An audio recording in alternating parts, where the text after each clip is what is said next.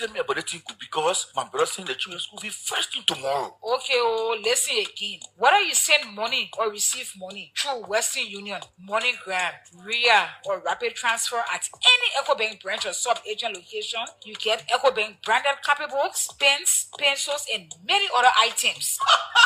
Julie, I get it now. I will definitely go to EcoBank for all my Western Union, MoneyGram, RIA, and Rapid Transfer transaction. That is EcoBank way of saying, welcome back to school. EcoBank, the Pan-African Bank.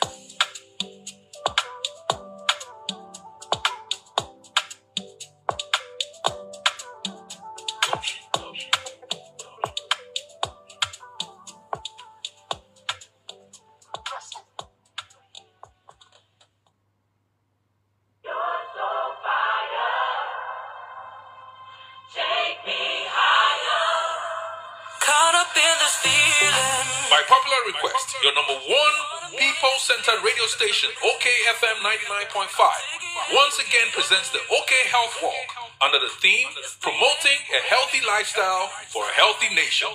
On December 14th at 6 a.m. prompt, we will be walking from Congo Town opposite the SOS Clinic through the principal streets of Cinco to the Antoinette Tubman Stadium, where the health walk will be climaxed with free health screening and refreshments.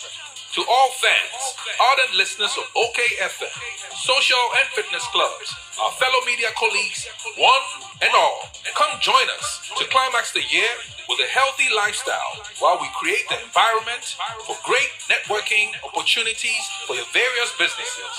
The energy is going to be electrifying with live brass band music to keep us alive and energized.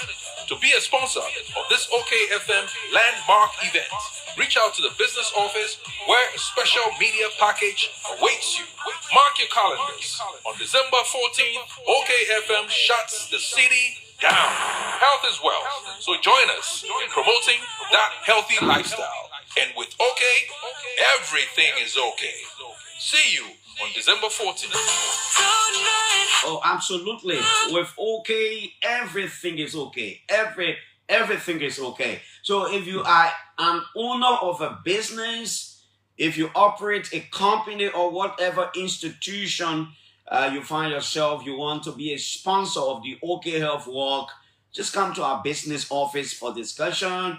We'll do some promotion for you, for your company, for your business. We are here to do it. There are a lot of offers.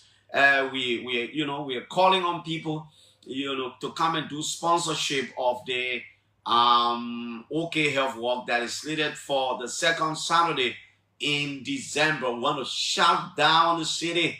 We want to walk with thousands of Liberians. Health is wealth. Thank you. Come to the business office. Come from any business institution. Probably you want to form part, you want to sponsor. And of course, we'll place your business name or whatever on our flag, we'll be using to parade. We're rating our friends around. All of us will have to gather on that day. You got dial time, you got proof to us that yes, you guys are making impact in the communication sector in the country. You're doing your best. We come here today in solidarity with OKFM. We'll march with you all over the place. So we're encouraging all of you to be a part of the process.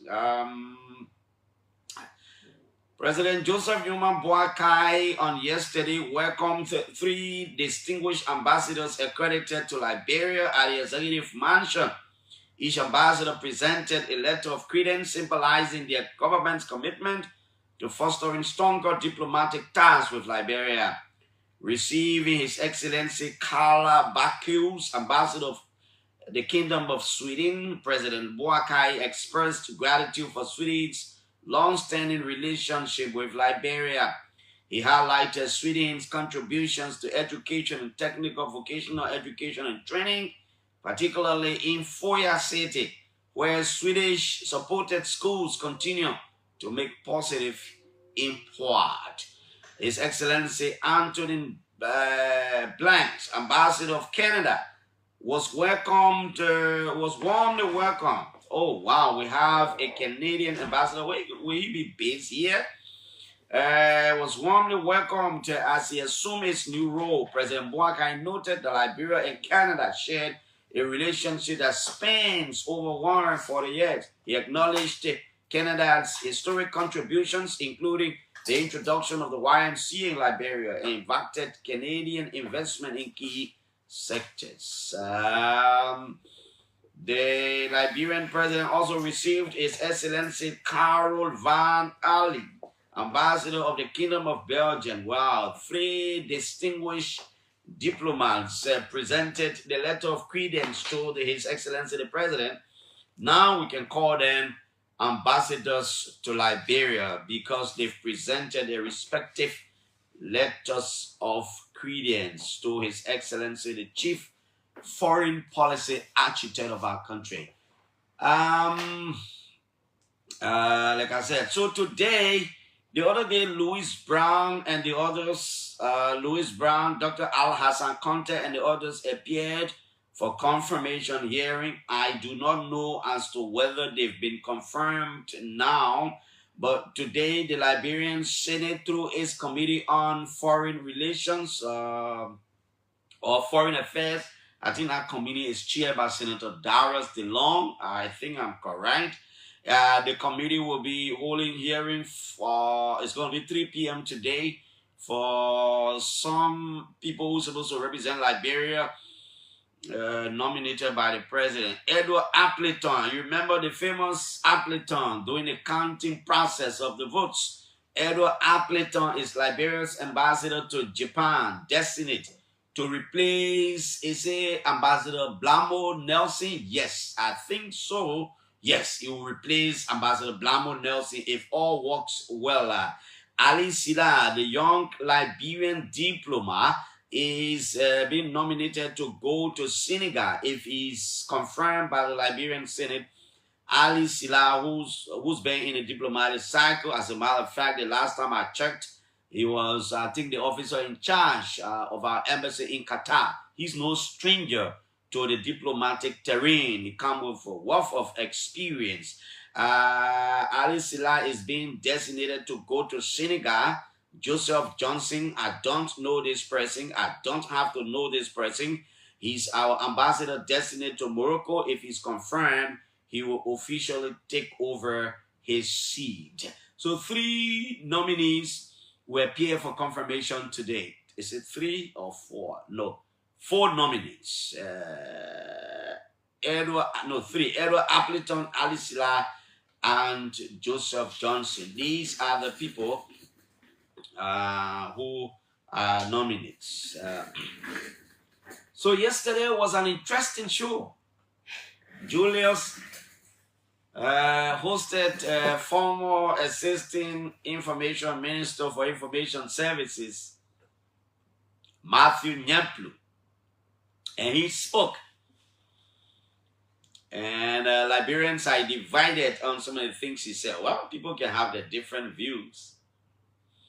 But one thing the elders will always say, and we were small, we started hearing it, they say, when alligator comes from under the water and tells you what's going on under the water, sometimes you can't just, it is difficult for you to argue because you've never lived underwater before. Only the alligators and all these things live underwater. So when something comes from under the water and say, you see under that water, nothing there, the place not even deep, you want to believe it. Again, there are multidimensional discussions in the public about some of the things Matthew said. He said a particular thing yesterday. And as I was listening to the show, it brought tears to my eyes. But I will not say it. I will not say that particular thing. But I felt it deep inside me for one reason that I will not talk about. Because it is supposed to remain in my heart. When he said that thing,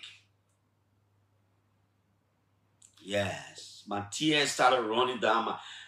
Because, the country... But will not stop. Listen, all of us have a responsibility. Wherever we sit, wherever we find ourselves, whatever we are doing, our children and our grandchildren will ask us for the role each of us play in the Liberia all of us are talking about. At that time, we'll be old. Some people will not be around. But sometimes your grandchildren will ask you, Grandpa, Grandmom, I've read so much about this country. What role did you play maybe 20 active years in your life when you were strong, Grandma, Grandpa? What role did you play? Did you serve any of the governments I'm reading about? What were your role? When these things were happening, what did you say, Grandpa, Grandma? You should be able to tell your great-grandchildren or your grandchildren something. Because nothing is going to hide yet. The kids will read all these things. People are writing. They will read the different accounts. And they will engage you. And sometimes, based on your explanation, they will either become proud of you or they will get disappointed in you. And they will say in your face, Granddad, I'm disappointed in you. That in the midst of all these things that were happening in the country, you say this is the role you play, I'm disappointed. Or you say this is the role you play, I'm very proud of my grandpa, grandma. I will tell my friends the role my grandpa played, my great-grandpa played. I will tell them the role you play, grandmom. You're a strong grandmom. I love you. Each of us will account for our stewardship of the country. We do not have to be in the government, but even in our respective community positions, in the fact that we are Liberians. So of all of the things Matthew said yesterday, there is something that touched me. And I cried. And I called Julius. Immediately after the show, I placed a telephone call to Julius. And we spoke on something. And I told him, I said, Julius, this is my first time ever explaining this thing to you. But let's move on. Anyway, I think Julius is supposed to do around 2 of the interview with Matthew Nyemplu today. If all works well. He's supposed to do around 2 of that discussion. Today, I see a huge police presence. Not very, very huge. But I see police presence around the Capitol. And I was just telling somebody, I said the policemen and Bali can work for their money this time. Every Tuesday and Thursday, they better can work for their money. They better can work for their money. Every Tuesday and Thursday, some money. They can work all the other ordinary days, right? But Tuesdays and Thursdays, they will do it. So today, the Supreme Court will be the place of attraction. I am not a lawyer. I do not pretend to be one. But I don't think there will be any hearing today before the Supreme Court. But I think the Minister of Justice, who is the Attorney General of Liberia, will appear there to provide probably, I'm not sure it's going to be a verbal. I think it's going to be a written legal opinion on the side of the law. That's why they included the Justice Ministry in our whole issue about the stay order. I think the Justice Minister is supposed to appear before the full bench of the Supreme Court to do a written legal opinion on the side of the law. And the majority bloc, I think they will be required to file the answers. Remember, the court talk about returns in response to the petition prayed for by Speaker Funanti Kofa or the minority bloc. I'm sure they will do that after these legal opinions are filed and the majority bloc they finish doing all the things. I am sure it will be at that point that the Supreme Court will now set a date for the legal argument. So it's a whole process. So today, I'm not sure the argument will start today. As far as my understanding of these legal issues are concerned, you know, when I used to be Bond County correspondent for Star Radio, one of the places I had serious interest in reporting from was the court. And every day I would go to the court. May his soul rest in peace. How do you call it, old man? Mr. Kangoma, Kingsley, the late Kingsley Kangoma used to be the administrator of the 9th Judicial Circuit Court in Banga, and he would drill me, he would drill me on a lot of legal issues. So, for example, if I went to the court and, a particular or the state nolle prosequi a case or whatever, I want to hear from you what is nolle prosequi, when does the nolle prosequi take place, it is whose authority under our jurisprudence, to nolle prosequi, so he would carry me through the different places. So I have a little bit of, if I would say fundamental understanding of some of the legal things, and I covered the code for almost 3 years. Covered the code for 3 years. I was always there. And so today, I'm sure that's what they're going to do today. The justice minister is going to, read a written legal opinion about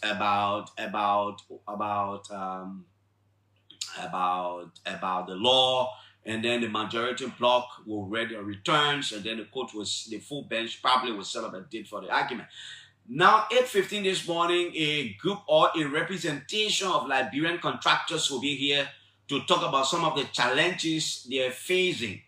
That will take us up to 9 o'clock. 9 o'clock this morning, former Postal Affairs Minister and former Representative Wale Sewa Duna will be here. He's been writing a lot on his page about what he thinks.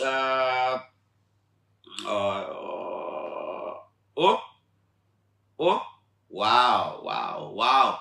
Okay, so the text message, drove me away, but I'll come back there. What was I talking about? I was talking about Wale, former Postal Affairs Minister Wale Sewa Duna.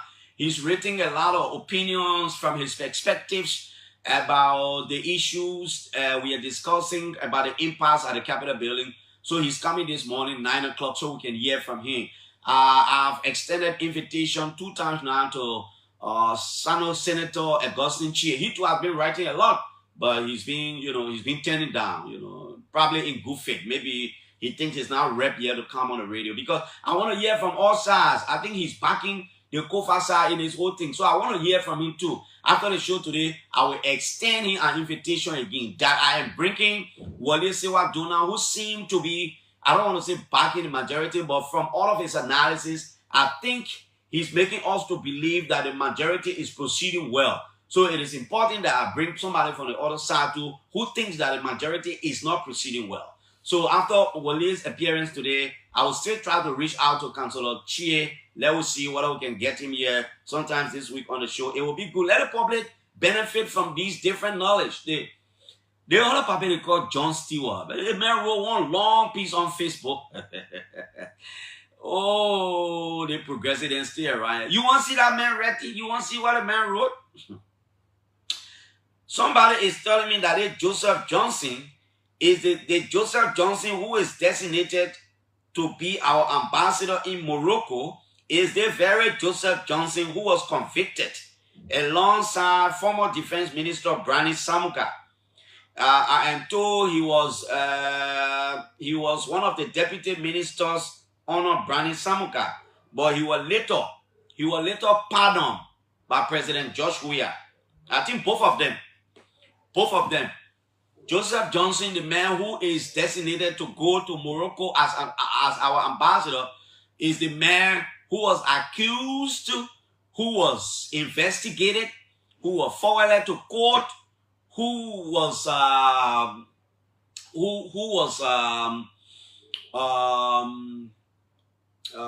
the court convicted of all the wrongdoing in his role as Deputy Minister of Defense, along with former Defense Minister Brani Samuka, but President Weah pardoned the both of them. But that President Weah pardoned them does not negate the fact that they've been convicted before. I don't know what are the Senate that committee under the stewardship of Senator Darius DeLong will do the needful. I don't know what they will do. Because there could be two sides of the argument. One group of people could say, oh yes, he was convicted of a criminal matter. In a criminal matter, he was sentenced The sentence was suspended and the former president pardoned them. By reasoning, that would mean that he has served his sentence. And when people even go to prison, when they come out, or sometimes even in the prison, they can come out and become better citizens again. One other group of people will argue that no, that man has been convicted before. And in as much as he was convicted, he is not supposed to represent our country at the diplomatic level. Well, that is left with the wisdom of the Senate. But I know that way back, I don't know what year it was, there was a guy here called Zole Zo. Because of some comments he made on Facebook that was deemed, that was not even correct in the first place. I mean, those comments are not comments that are supposed to be coming from any group of Liberians. You were heard on Facebook and threatening people and all that kind of thing. When he was appointed at the Ministry of National Defense by former President Weah, Senator Darius Dillon and others, I can vividly remember they stood their grounds to ensure Zole Zo was never confirmed. Two things.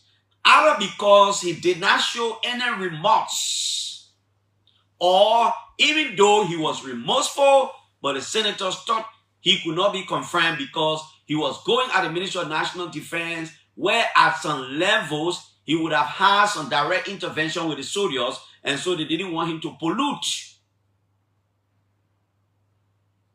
So will they brave the storm? Will they come without seeing energy to look in the face of Mr. Johnson and say, even though you were pardoned, but that you have been convicted before, we cannot send you as an ambassador to represent us outside of the country. Again, I insist, that is a responsibility of the Liberian Senate, and nobody can take it from it.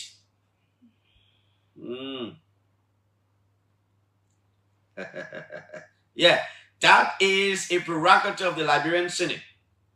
It's just that we'll be watching. I want to extend a 9th wedding anniversary to my friend Sama Dober and your wife, Mrs. Praise Dober. I wish you celebrate grand style. Again, one group of people also say at that time that Zole Zo lie on an oath. And so probably he angered the Senate. They say he lied on an oath. So maybe Mr. George Johnson will go there because I know it will come up. Joseph Johnson, right? I name because it will come up. But probably maybe he's going to be remorseful to say to the senators, yeah, this is no argument anymore. Because I was accused, I was investigated, I was prosecuted, I was convicted. But I was pardoned. So I'm a new man now. I have learned my lesson. I can assure this honorable Senate that I will not be an embarrassment to our country at the diplomatic level. Probably. Sometimes people can be remorseful. Yeah, it works too. So let's see what's going to happen today. I'm making some emphasis on him because I just received the information that it is the very Johnson who was convicted along with former Defense Minister Brandon Samuka. Remember, it was a landmark case. The whole world followed the case. All of us follow whatever. Whatever. All of us follow. I can read John Stewart's writing. I wanted to read it, but since Wale Sewa Duna almost siding with him on the same thing, so I can't read it. If it was in favor of the minority, I would have read it because from all of his writing, Sewa Duna thinks that the majority probably is not doing anything bad. So I can't read Stewart. It will be back to back. I won't hear the other side too. Now, yesterday, some employees of the National Elections Commission staged a peaceful go-slow action at the commission. They are calling for the unconditional removal of David Eto Brown Lasana as chair of the commission. You know what these men and women did? They carried sangba over there. Ain't no sangba, drum. The men carried drum. The men were beating drum over yesterday. They sinking the head. They said they now want.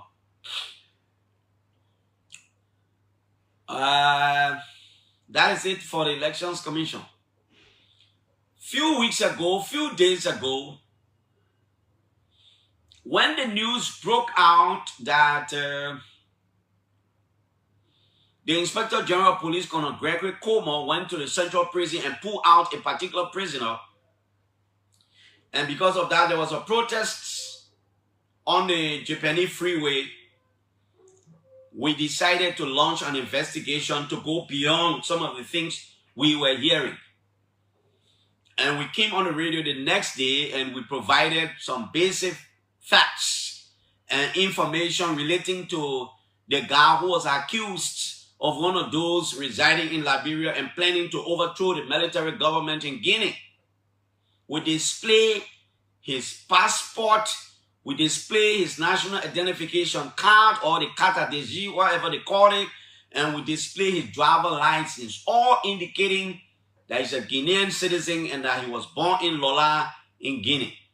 And I also told the family people that in the event you have any other document contrary to this, you bring it to the radio station, I will also display it. Since then, we have not been able to see any other document to the contrary. But here is my concern this morning, and it's on the other side.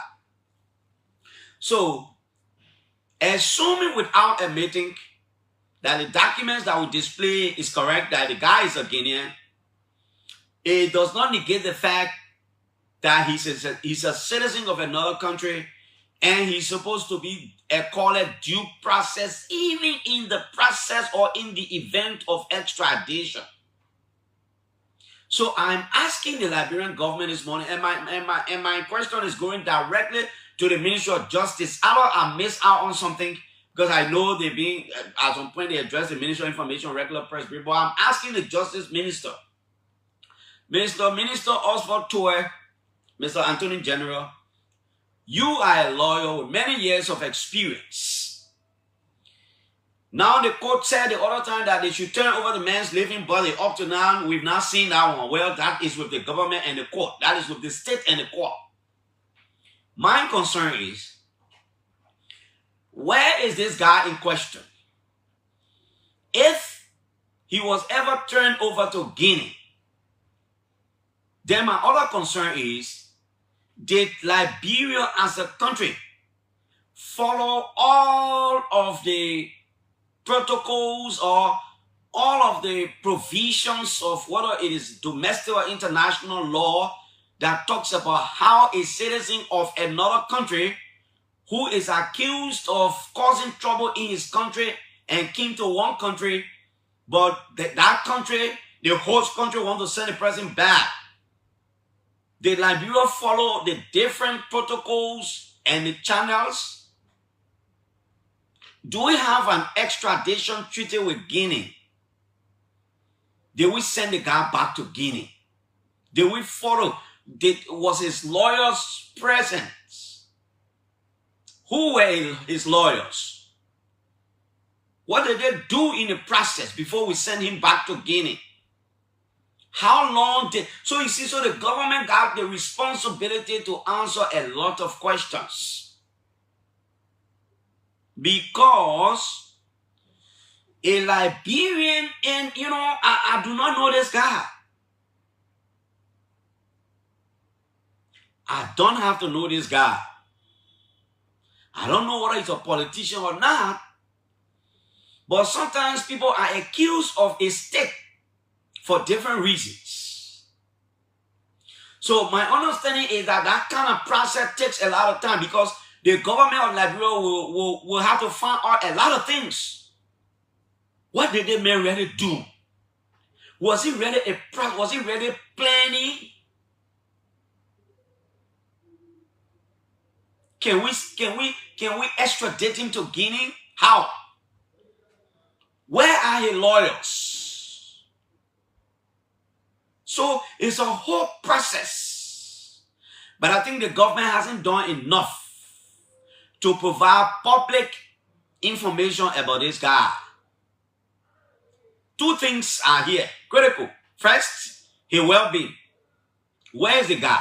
Secondly, if we send the guy back to Guinea because the military regime accused him of the wrongdoing, did we as a country follow all of the procedures? That is my concern. And the government should not even be waiting until people engage it. But these kinds of things, it's supposed to be the prerogative of the government to explain through the Ministry of Justice, to tell the country because it could be a Liberian citizen. Some of us, including me, any Liberian can do something here. Government after you, you run away, you go to Sierra Leone, other places, the government call the government, choose security people, they say, oh, you're sending a man back. That man wanted to overthrow. Probably not necessarily that you wanted to overthrow, but maybe because you are a critical person in the country, you are critical against the government, and so they won't get rid of you. So they say, I'm not saying this is the case. I'm just saying, I'm just being rational. So I'm asking, so we hope in the coming days the Liberian government through the Ministry of Justice will come up to explain all of the processes. If the man has been sent back to Guinea, we need to know all of the processes, what the government went through, all of the processes that a government is supposed to go through to send a citizen of another country that is residing in your country but accused of his country of that kind of thing, whether we went through everything as a government. We should not stay quiet. The government should not be mute, because you see, it borders on the democratic credential of the government. Why? Because it has to do with fundamental rights. It has to do with rights. A right issue there. And right issue borders on, the credential of any government.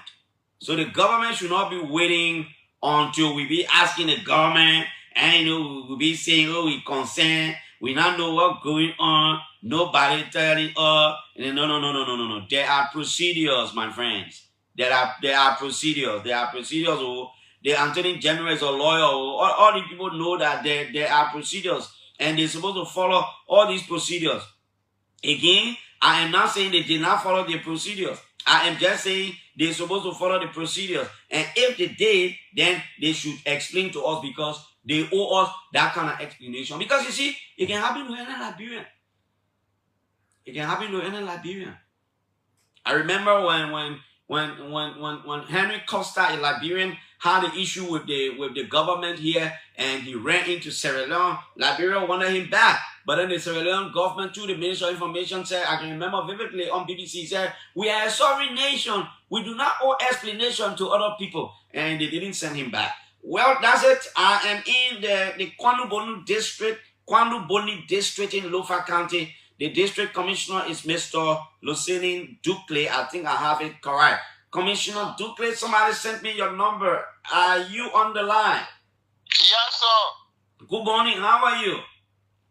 Good morning to the peace-loving people of Liberia, and good morning to everybody.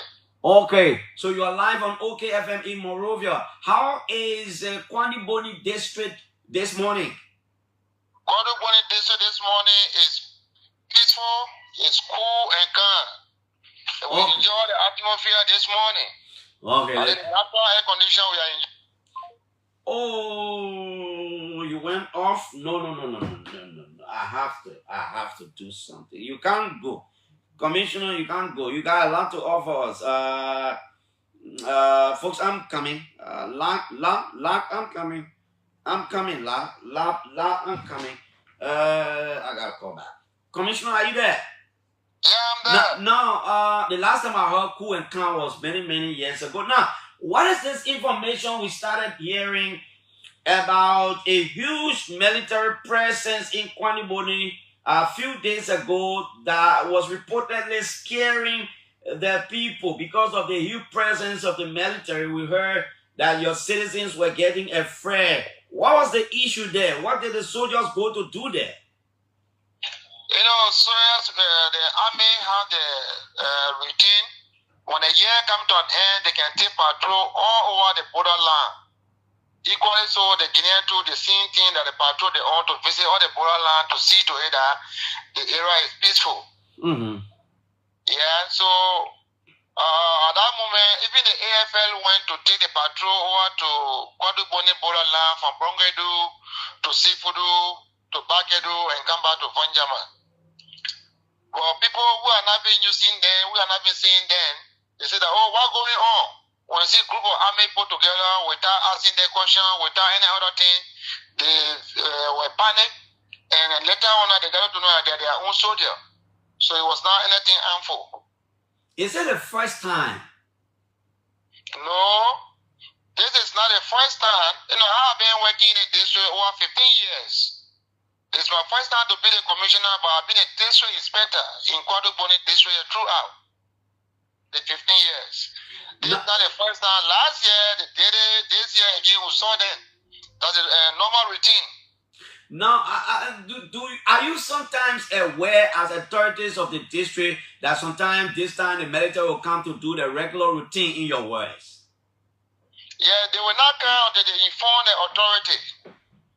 So, and that portions of our district right now, where you have cholera and you have Simfudu, there's no network there that you can call somebody easily and get them. But they get town crier in the interior. All of us grew up in the interior. We know that we know that in the interior, in every village is a town crier, Mr. Commissioner. So since you say the military can give you prior notice, don't you think when you get a prior notice, you talk to your different chiefs in the different times, through the town crier, so they will educate your people that look, you people will see the army people coming, they will be passing with a jeep, with everything. They ain't coming harm anybody, but they just coming check if for our own safety, they want to come to the border to see whether nobody coming to come harm. Or you think, why you don't do these things?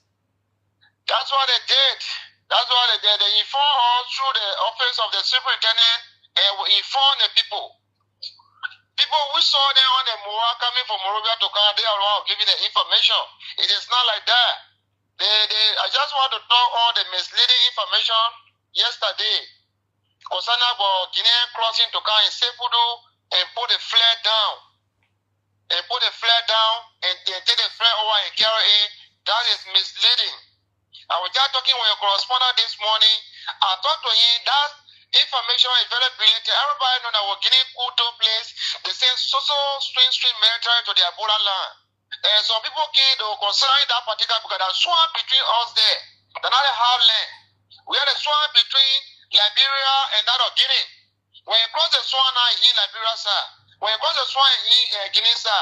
And the security that have been over there, they have been visiting one another and to go to Guinea and buy their little thing to come because from Sefudu to the border to the checkpoint, where the checkpoint that little bit distant. But for the checkpoint to Guinea town there, there's no distance there. It can even take you 2 minutes if you reach to the town there. Many of the time they can go buy when they want their market, when they want the chicken soup, when they want the other thing, they can go there and go buy and come. So, what kind you came from Seafood do? I was in Seafood last week and tomorrow again I'm going there. We send people there to go clean around the borderline checkpoint. Send this fabricated story that have been on Facebook. Misleading information have been on Facebook that portion of Guaduboni land are being captured by Guinean troops. Sefudu is a market day area? No, it's a village. Okay. It's the last village to enter in Guinea. Okay, so it is the last village in Guaduboni to enter Guinea. To enter Guinea. Okay, so but you got on the social media. 1 minute now. Commissioner, 1 minute. So to that Sefudu, you got immigration people there, you got our security there.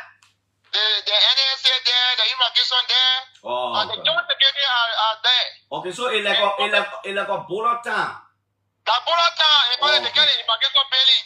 Okay, so the same way with Ghana, Bola, other places. So the Guinea soldier can come from on our side. They come there, and men they have fun. The other men can go there to the ballet and do kind of thing like that. Yeah. All right, Mr. Commissioner. Thank you. Yeah. Thank you. So thank you very much. Okay. Thank you. Yeah. So someone sent me a number and said he wanted to talk. So he said, yeah, the presence of the military there is a normal thing. It's a normal thing. They always do that. But you think you know. But I think the point is the local leaders that they didn't do well. Normally, when according to you, the military can inform the superintendent. When the military inform the superintendent that it is carrying on the kind of thing, it is the responsibility of the local authorities there. For a level, he district commissioner.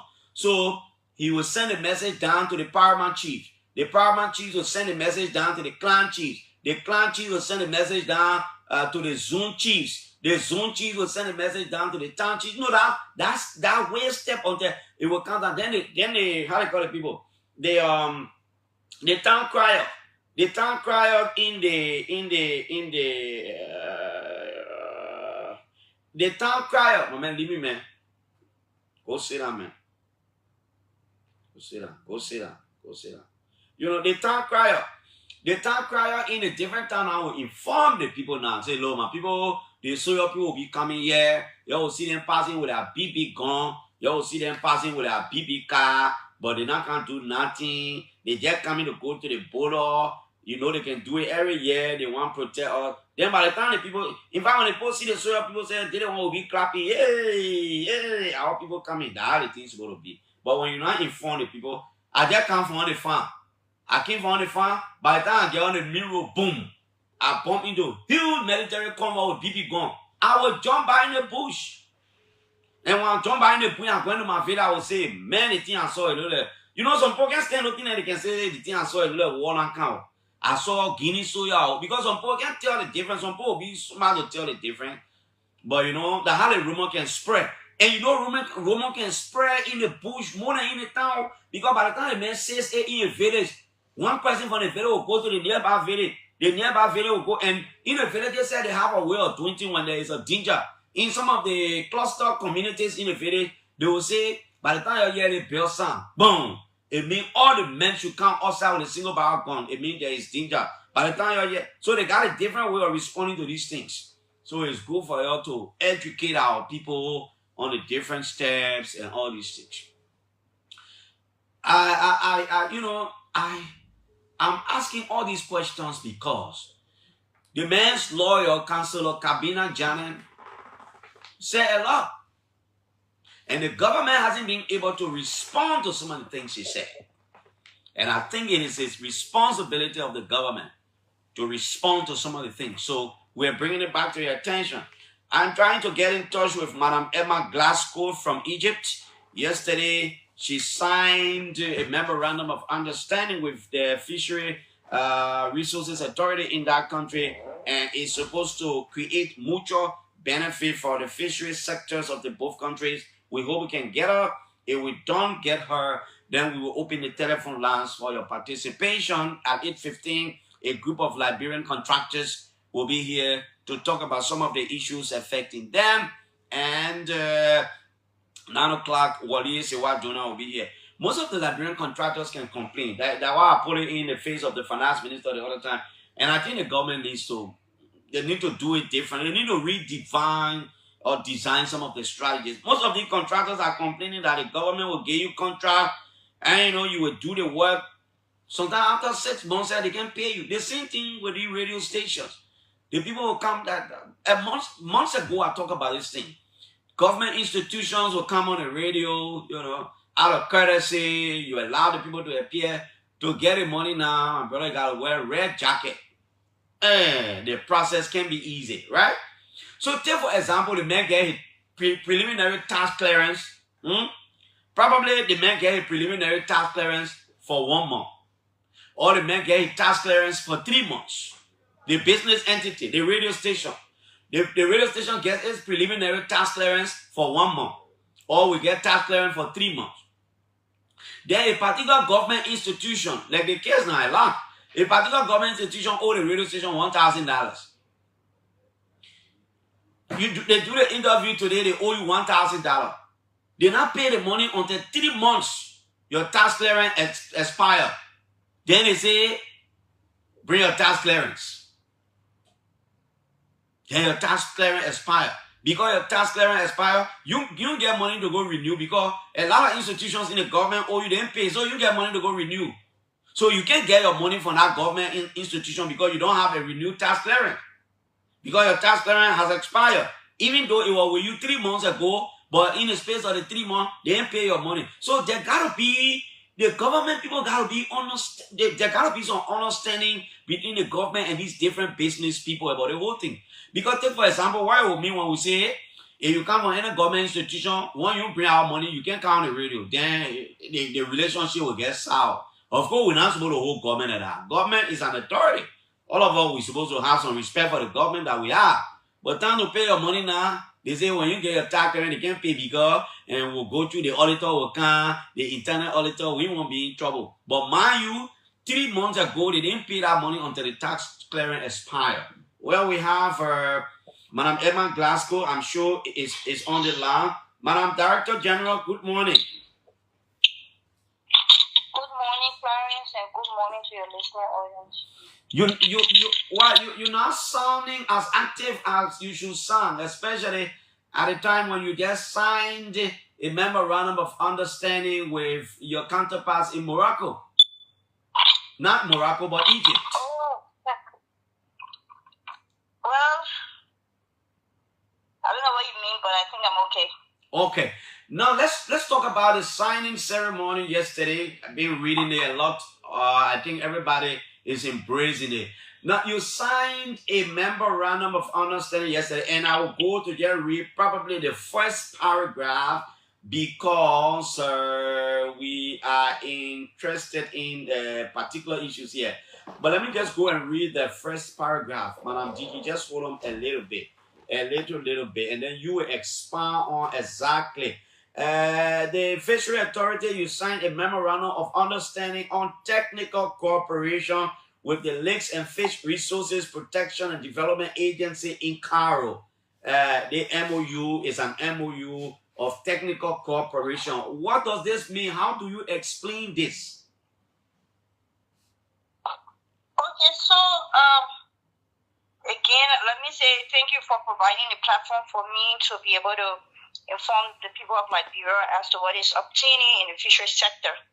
I think this is another achievement for the National Fisheries and Aquaculture Authority, being that we are a developing or an emerging fisheries sector who will need as much support as is required to carry the institution for the institution to be on par with other fishing countries. So, for example, Egypt is one of the world's leading farm fish producers. They produce 1.6 million metric tons of fish, and they generate 3.6 billion United States dollars. Prior to this signing, just last week, Japan came to sign with Egypt too for some technical cooperation. So the whole intention is to tap on their wealth of experience and to see what their initiatives and programs they develop and what kind of strategies that we too can employ in our fisheries sector to be able to harness the potential in our sector. Unlike other countries, Liberia has favorable weather conditions, and we are endowed with a lot of estuaries and riverines. But because we lack the technical capacity and the financial capabilities, this is why we have not been able to maximize our potential. And so yesterday I was quite excited with the signing. And the good thing about it is that the government of Egypt is committed to this cooperation. And Clarence, can you imagine that they will be sending their first technical team in January to do an assessment? And the only reason why they said January was because they are cognizant of the festive period, or else they will have sent their team like yesterday. So, and this initiative initiative will provide job opportunities along the post-harvest or along the value chain post-harvest activities. For example, feed production. This field is dominated by women, but our women, they don't have the skills to produce the feeds. So when they produce their own feeds and they put it in the water, it drops down, it sinks down the pond, whereas it's supposed to float on the surface so the fish can be able to eat. As little as that, because that is nothing, producing feeds, we're still importing feeds. If you're talking about the fingerling production, fingerlings are like small fish, is also called fries. So when the fish produce spawn, those small eggs and stuff like that, those small fish is called fries. Even at that, we're still importing fries from Cote d'Ivoire, and Ghana. And even when we import it, there's a huge mortality rate. If you put like 2,000, maybe about 1,000 of that eggs or something will die before it even reach to your final destination. So they're going to help us bridge our infrastructure gap. They're going to build the technical capacity of our people, including local farmers. This program is also going to reach out to the students at the university level. They're also supposed to bring some of their instructors here to support the Department of Fisheries Science, the Fisheries and Agriculture Science at the University of Liberia. And it also promotes trade facilitation. So the aquaculture sector of Liberia is predominantly subsistence fish farming. And even in another 100 years, you cannot grow the fishery sector when it's predominantly subsistence. So we tend to attract direct investment by bringing the private sectors or by inviting the private sector to come and explore the opportunities. And what I will do in my capacity as a Director General is to encourage my government to provide the necessary incentive to make an enabling environment, and we'll also go to the extent of providing land so that we can attract this kind of investment. Now, you said a group is going to be coming to the country in January. What kind of assessment are they coming to conduct? So they will do the water quality to see what kind of water we have in our country, because different species grow in different bodies. So they will do the kind of water qualities. They will do some gap analysis to see exactly, technical assessment. I don't know how to go in details, but they will scope the whole country to see where the potential for growth is, where would be the best place to produce. They got to do their own assessment to be informed. Apart from just having the signing the MOU, they need to have first-hand experience on ground as to what is obtaining. So I think this is a step forward with this agreement. Normally, some agreements you will sign there and you will just be exchanging emails and stuff like that. But I think this is more pragmatic. Immediately we sign, you're sending the first team, the next team after we develop a roadmap. So this agreement is going to be time-bound. It's not just going to be one of those agreements that you just sign and put down. We'll have strategic and timelines and targets to set towards transitioning Liberia aquaculture fisheries from subsistence to commercial. Okay, Madam Glasgow. Fishing. Now I want to say one more thing. Yeah, go ahead. I want to say one more thing. Liberia is a coastal state. We are an import-based economy, including importing fish, and that is sad. We have a fish demand deficit on our domestic market for about 34,000 metric tons. The aim is to bridge that gap by like 50%. We import that quantity of fish and equivalent to almost 70 million, 60 million. So the intent is for us to be able to produce our own fish, reduce the pressures in the wild, because everybody's fishing on the seas, and you know that our stocks are rapidly depleting. And so once we'll be able to produce our fish, we'll be able to be food sufficient. We'll supply our own market, and then we'll be able to export. So this is the vision, and this is the purpose of this technical cooperation. Okay. And I think it means well for my country. Madam Glasgow, thank you very much. But just 1 minute before you go, and I'm saying this because I'm about to ask this because you talk about the team coming January to do an assessment. Probably when you return to the country, we'll extend you invitation to come here as guest so we can talk about some of the issues. But the last time we checked, I think it was last year or 2022. There was a vessel that came to do an assessment of on our waters, and I don't know how far that has gone. What any results have come out so far? You want us to wait until you come home or what? Yes, but I can just give you heads up a little. Yeah. Interestingly, we have gotten the final report from the Moroccan government, and interestingly, Liberia still has pristine fisheries in its waters. That means we are still in a very good condition. We have a lot of fish stocks. and I will be discussing the different categories of fish stocks, of fisheries resources we have. And we are also going to be developing a management plan in a couple of weeks, so that will be open for business, so that people can come and apply for their license. I will go into more detail, and because we have exactly, we have the law that we are encouraging more Liberian investment in the fishery sector. So that is kind of incentivized. So we are allowing, we develop laws that will encourage more Liberians to participate in the fishery sector. But the good news is that we have a lot of pelagic species, that is mackerel, sardine, and other species in abundance. And we also have the shellfish. That is the shrimps, the crabs, the lobsters and stuff like that. We also have that in abundance. But I have written the Office of the President based on the standing protocol to first inform the President on the report before I make a press statement on the report. That letter and that report was forwarded to the Office of the President sometime last week. Okay, So, and also I sent it to my board of directors.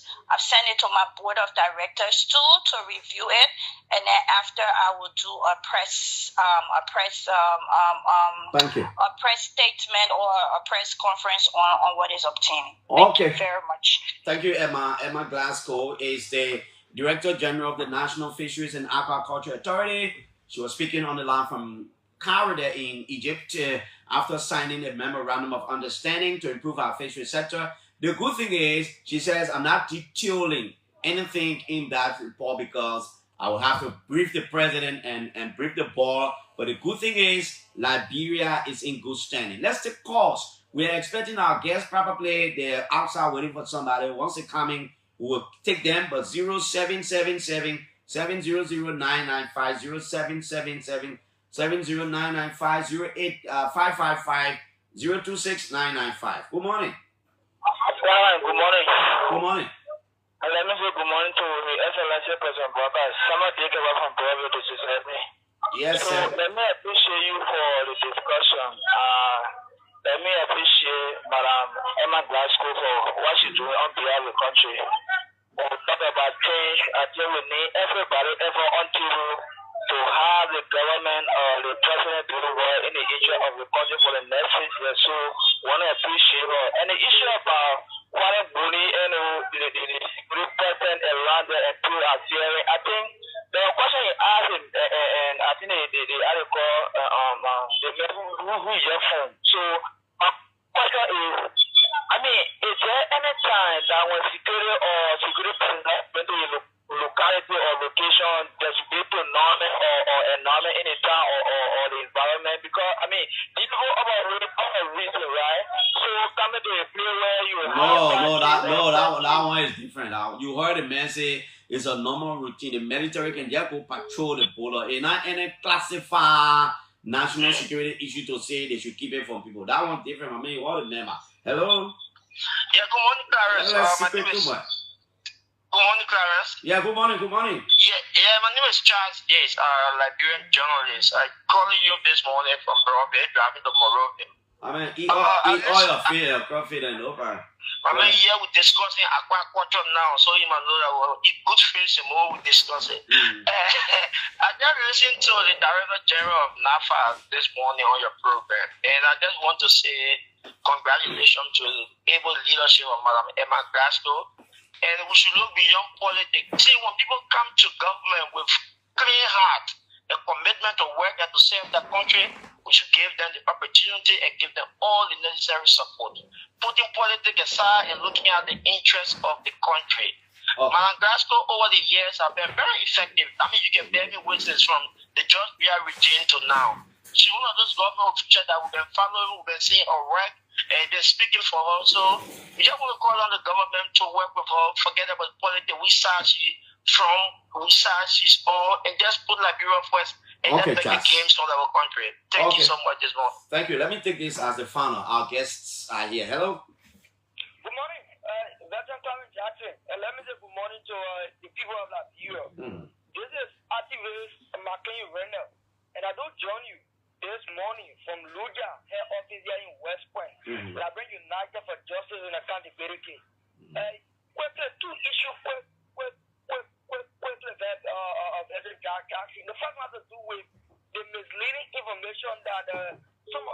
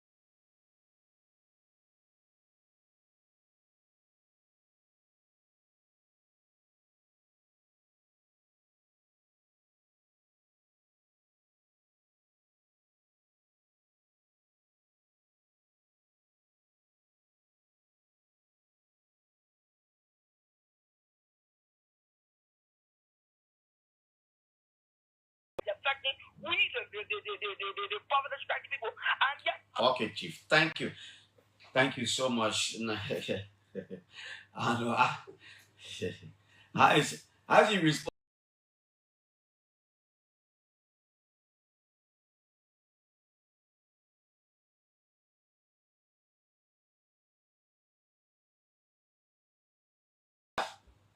Yeah, introduce yourself, right? You. Yeah. Good morning, Clarence. You want to pull the mic so you talk louder, so our people on television, you can do it whatever way you want. Anyway, that mic can move. Yeah. Good morning, Clarence. It's a pleasure to be on your show. I'm Bill City Bex in the first, and I am part of the local contractors that have applied and want to ask the government to please intervene. Okay. Yeah. Yeah, let's hear you too, sir. So, good morning, Clarence. My name is Enoch A. Jordan, and I'm the chairman for the Liberia Joint Contractors for Legislative Support Project and the Special Presidential Project that was implemented by President George Manawiya, former president. Let me put it that way. Okay. Yeah. Now, Mr. Chairman, so we'll begin the discussion with you. What's your concern? Why are you here? Okay, thank you. Thank you so much for the invite this morning.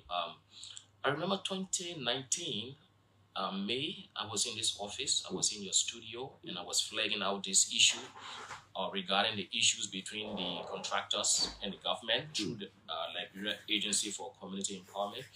Now, let me just put it this way. In 2015, 2016, under the fiscal budget, the government of Liberia through the legislature allotted X amount of money for the legislative support project. And after they did the allotment, it was given to release bids, and contractors apply, after the vetting process. Many of them won the project. And, as time went on, the contractors completed their work. Okay, they completed every aspect of the work. And by 2017, because I don't want to go back to the history of that, let me just pick it up from where we are. By 2017, we started going to Lee's office in anticipation of our money. Some are retention, some are, pre-finances and what have you. And then we didn't get the money. We would keep going there. At that time, that agency was being run by Honorable Julius Silly. So he was the executive director by 2017. And we went there individually, and then we understood that it was not possible as an individual to get your money. In fact, the issue was we had elections around the corner. There was election impasse, which they said to us. And secondly, they told us that, the government at that time has placed a moratorium on expenditure. So we understood that from the angle that, okay, no problem, since there's a moratorium on the budget or on the expenditure, we know there's no problem. So they said, well, what we can do, let us just hold our peace after the elections, then you will get the money. In fact, government is continuity. We say, well, no problem. We have no list to not be, an entity that, will old contractors and don't pay. That was the first time in history what I said I've been working on this for the past 5, 7, 8 years. So unfortunately, the Union Party didn't win, and then CDT took over, you know, took over. So we went again, we started to engage the then government. At that time, it was one Pepsi Yeke. He was the executive director. And we engaged him and said, look, we have money here. Our contractors have, we're talking about almost pretty close to 75 to 100 contractors. So we have our money here. You need to pay us. He said, yes, that's true. I made it on the book, and then we will see what we can do. And we begin to engage him. And he was still kind of, you know, slow, snail pace like to see what could be done. So we wrote him an official letter. And then we sent a copy to Buffer Chimos. At that time, he was the speaker. And then we sent another copy again to Abochie. He was the pro tem. We engaged them, and they kept promising us that they will pay the money, right? We also went and met finance minister. At that time, we met Minister Twe. We sat in his office, and he said, look, gentlemen, what you guys are asking for is more than $2 million. Government can pay $2 million on the spot. I can make a commitment with you guys. We said, well, go ahead. He said, government can lay down $300,000 every week, and it will be given over to Liz. And then after the money has accumulated to the amount, then we can pay you guys. We said, well, that's a good deal. Again, they didn't pay the money. We engaged, and after engagement continuously, then the director went on the radio and said, after we made some noise around the corner, then he went on the radio and said, I think you're busy, and said, look, that money that people are asking for is Ellen money, it's not our money. In other words, they couldn't pay. I'm telling you, Clarence, I was here, like I said, 2019. They never paid that money. They said it was Unity Party responsible for that money. But they forgot to know that government is continuity. And as we speak now, they have left that debt behind. Okay? Today we have come to remind the government, we have come to call on the executive director of LACE, Mr. Julius Selly. He was the one that issued those contracts to Liberian contractors. We have been behind them. We have been engaging them of recent. We have been asking them. In fact, when he came to office, I led a delegation. We met him and we discussed with him. He knows exactly that. Okay, so even though the CDC inherited at that time, yes, they varied Julius Sili, yes, who is back to Lace as the boss man. Exactly. He was doing his administration at that very Lace that you people did his work. Definitely. Go ahead. Right? So we engage him. He understands that. So he too started engaging the capital building, the legislatures, you know. And the unfortunate thing, you know, this is the part of this whole thing that gets me triggered, you know. Many lawmakers, they are now willing to look at that rival and continue that project. That's a problem. But however, they say, look. Yeah, the legislative project. Exactly. By the time the other man, they being that project and that made an enemy now to your friend, you understand? So they say, okay, what you guys can do, at least now, you guys need to create a magazine of all of the projects, giving a status, giving the amount, giving whosoever was responsible at that time, you know, the pending law, maybe the lawmaker that was there at that time. So the magazine was produced and it was shared at the House of Legislature, right? Everybody have a copy. They are aware of that money. In fact, at the end of the day, after, you know, continuous engagement, they place some money in the budget, in the recast budget. I think pretty close to $1 million, something like that. I want to capture like that. They place that money there. The money is there. But for the money to be paid, we don't understand what's happening. And I'm telling you, Clarence, many of our members, many of our contractors, if I tell you what they go through on a daily basis, you will shed tears, right? I know somebody now who is in jail as I speak, they are in reverses. I know an older man now, he can't walk. He came to me crying and said, you know, what are we going to do? I just came from the operation room. I don't even have money to take care of myself. I know a fellow who he and myself came here 2019. He's no more. He needed money to take care of his health. He died because of no money. And let me tell you something. What is happening is wrong. It's going to affect the government. No, government need to understand one thing, that the private sector is the engine of growth. You can't suppress the private sector. And you expect him to happen. It's not going to happen. And I want to speak to the minister himself, Minister Gaffwan. He said when he was being confirmed, he said, look, we will pay attention. So 1 minute. So all the money we're talking about, yes, sir, are monies from projects that were implemented during the early regime. Are we correct? Yes, there are two set of projects. I'm coming there. There are two set of projects. I just mentioned the special presidential project, which has to do with the county tour. That was under George Weah. Like I said, they said they're going to pay the other people money, but money is left for them to be paid, right? But I know this government is responsible. It's a responsible government. It's not going to look at who did it or what have you. Because they think about the project. It's not about who doing the project. Who benefits the project is what matters. Go ahead. The projects belong to Liberian people, okay? So, like I was saying, now where we are, we don't know what's happening. We have come to flag this issue out seriously. And I made mention of several contractors who are going through hell. As I speak to you, somebody sent me a letter that I don't know who wrote that letter to him. He don't know, but they threatened him to either kill him or to burn his property in Lofa County. Can you imagine that? Because he did a project on a special presidential project and he didn't pay his contractors. Now they think that he ate the money, so they want to get at him. Many of us took materials from vendors. Now you see the economy is crawling. You took materials from vendors and vendors can't get that money. How do you think they're going to import? How much are we talking about in total? Well, the total amount from what we're talking about at the legislative support project, we're talking about $1.8 million. And then from the special presidential project, we're talking about 1.8 or 1.59. So we're talking about almost 4 million. Absolutely. 3 million. 3.440. Okay. Yeah, Okay. it's around 3.7. There's some So let's hear you too. Clarence, thank you for the opportunity. You see, it's a difficult thing for us local contractors. The first thing here is that we do not have the capacity. So we struggle to reach the level we are. It will surprise you to know that most of us are out of business right now due to this project. Because we were there and we did a lot. To register yearly, depending on what you want to do, it will cost you between $2,500 to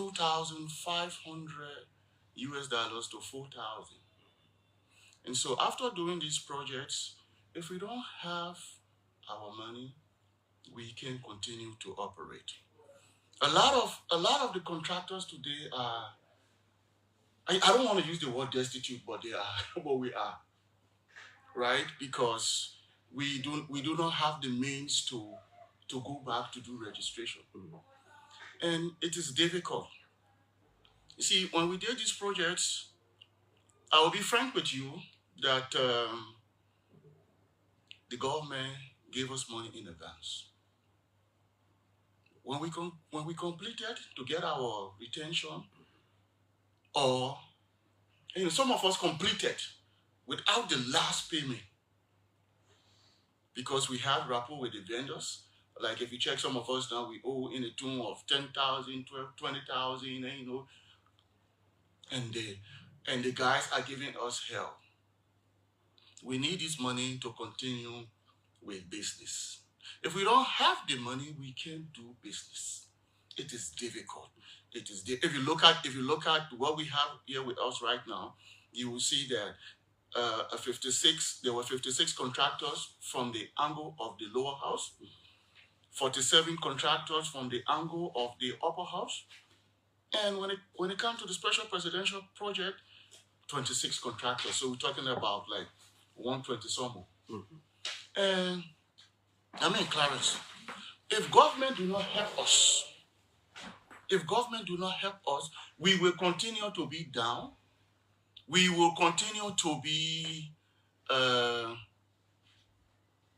second rated. The foreign contractors will have everything. So we need this money. We need this money. We need government also to come in to help to strengthen our capacity because we do not have the means. Can you imagine project from 2015, 2016 up to now, you cannot get paid? Some of the places we work, Clarence, I know you have gone to difficult terrain. We have to cross the water. You will bring goods, you put it down. Or, okay, let me take myself, for example. I did a bridge way in number 3C behind Dizo town, and I know you know Dizo town. You have to first take the goods to St. John, drop it to St. John, and short haul from St. John, either with motorbike or with pickup. And if you were to short haul, so those are difficulties that we experience. And now we have reached this level. So all we want to say is appeal to government to please see reason to pay us. Especially so that Julius Caesar was there at the time these LSP projects were done. Now, Yes, did I hear you say you people heard that something was placed in a recast budget? absolutely right. I'm aware of $1 million being, slicing. Why are they saying? Why are they not giving at least that 1 year? That's the big question. That's the big question that we keep asking ourselves. Why is such delay? Delay is dangerous, right? And we want to call on the government. So let me go right back to President Weir project. Probably some people want to hear about that. In 2018, I think, was that 2021? President Weir decided to do a county tour, right? He went around the country, interacted with the Liberians that are there, his citizens, and he promised them a lot of projects. He said, we will do this, we will do that, we promise you. People made some requests to him, and those requests manifested into projects. Lace also brought up base on a Pepsi Yeke director at that time. He issued those base, people applied, people won those projects. Again, the thing that happened yesterday, see, what was not right yesterday is not right today, okay? Now, he didn't pay the people, he left another group of people, and he said they didn't pay them, which is so wrong, absolutely wrong. Look, the government recognized how important debt is. Let me ask you one question. And I know sometimes it's difficult, right? Yep. So, President Weir government inherited a lot of the projects from the early regime that you people did, but you did not get paid. You engaged Pepsi Yeke as the head of list, and he said those projects were the other regime project, man. It's difficult for her to pay. Even though, according to you, Minister Tuase Law will pay, but we'll do some payment by installment. Then Pepsi Yeke comes back to you as part of the George Weir regime, and some of you want to pay. And at that point, why you people couldn't have a discussion that, look, we want to experience the same thing we experience. Already, we got the other people got money for you. Say you're not paying because of the other regime.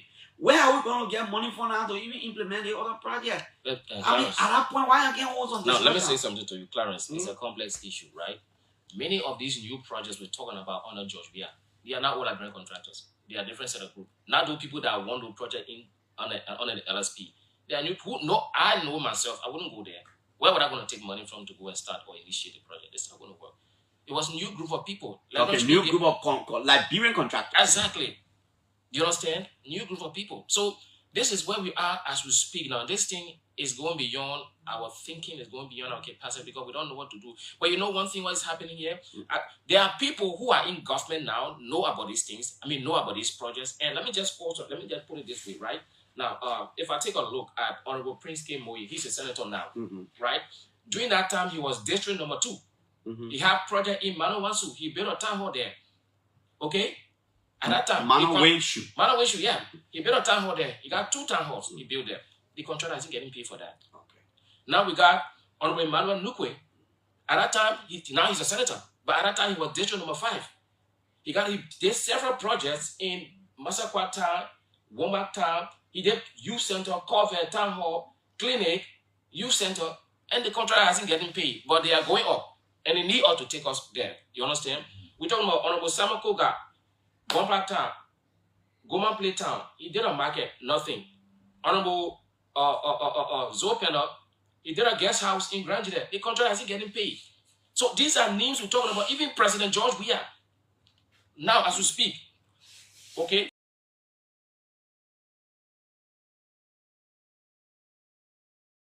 Former president, he was doing a project in Rock Hill community. He got money. He didn't pay the contractor. The contractor didn't get paid. And those projects are what government used to amplify the NDP, the National Development Plan.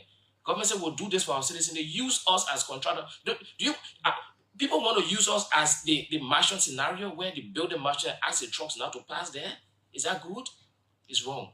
The government know that paying debt is important. You know what they did? They pay $50 million to the banks. But for us, they say, your wait. We are calling upon them. I called upon the executive director. I called upon the government.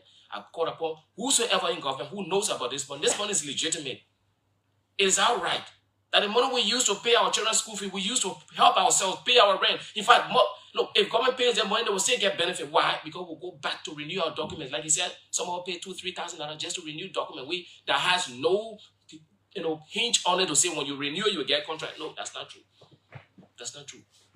And let me be clear. Today, my voice is less. Let me be clear with you. I'm bringing my voice down. We are making a appeal. But I tell you, my contractors, those are behind me, they are terribly angry. They want to be radical in their approach. The things they want to do, I keep restraining them. And I said, no, let me take this thing to the radio. Let me flag it out and call responsible agents. Let them know that this thing is happening. Right?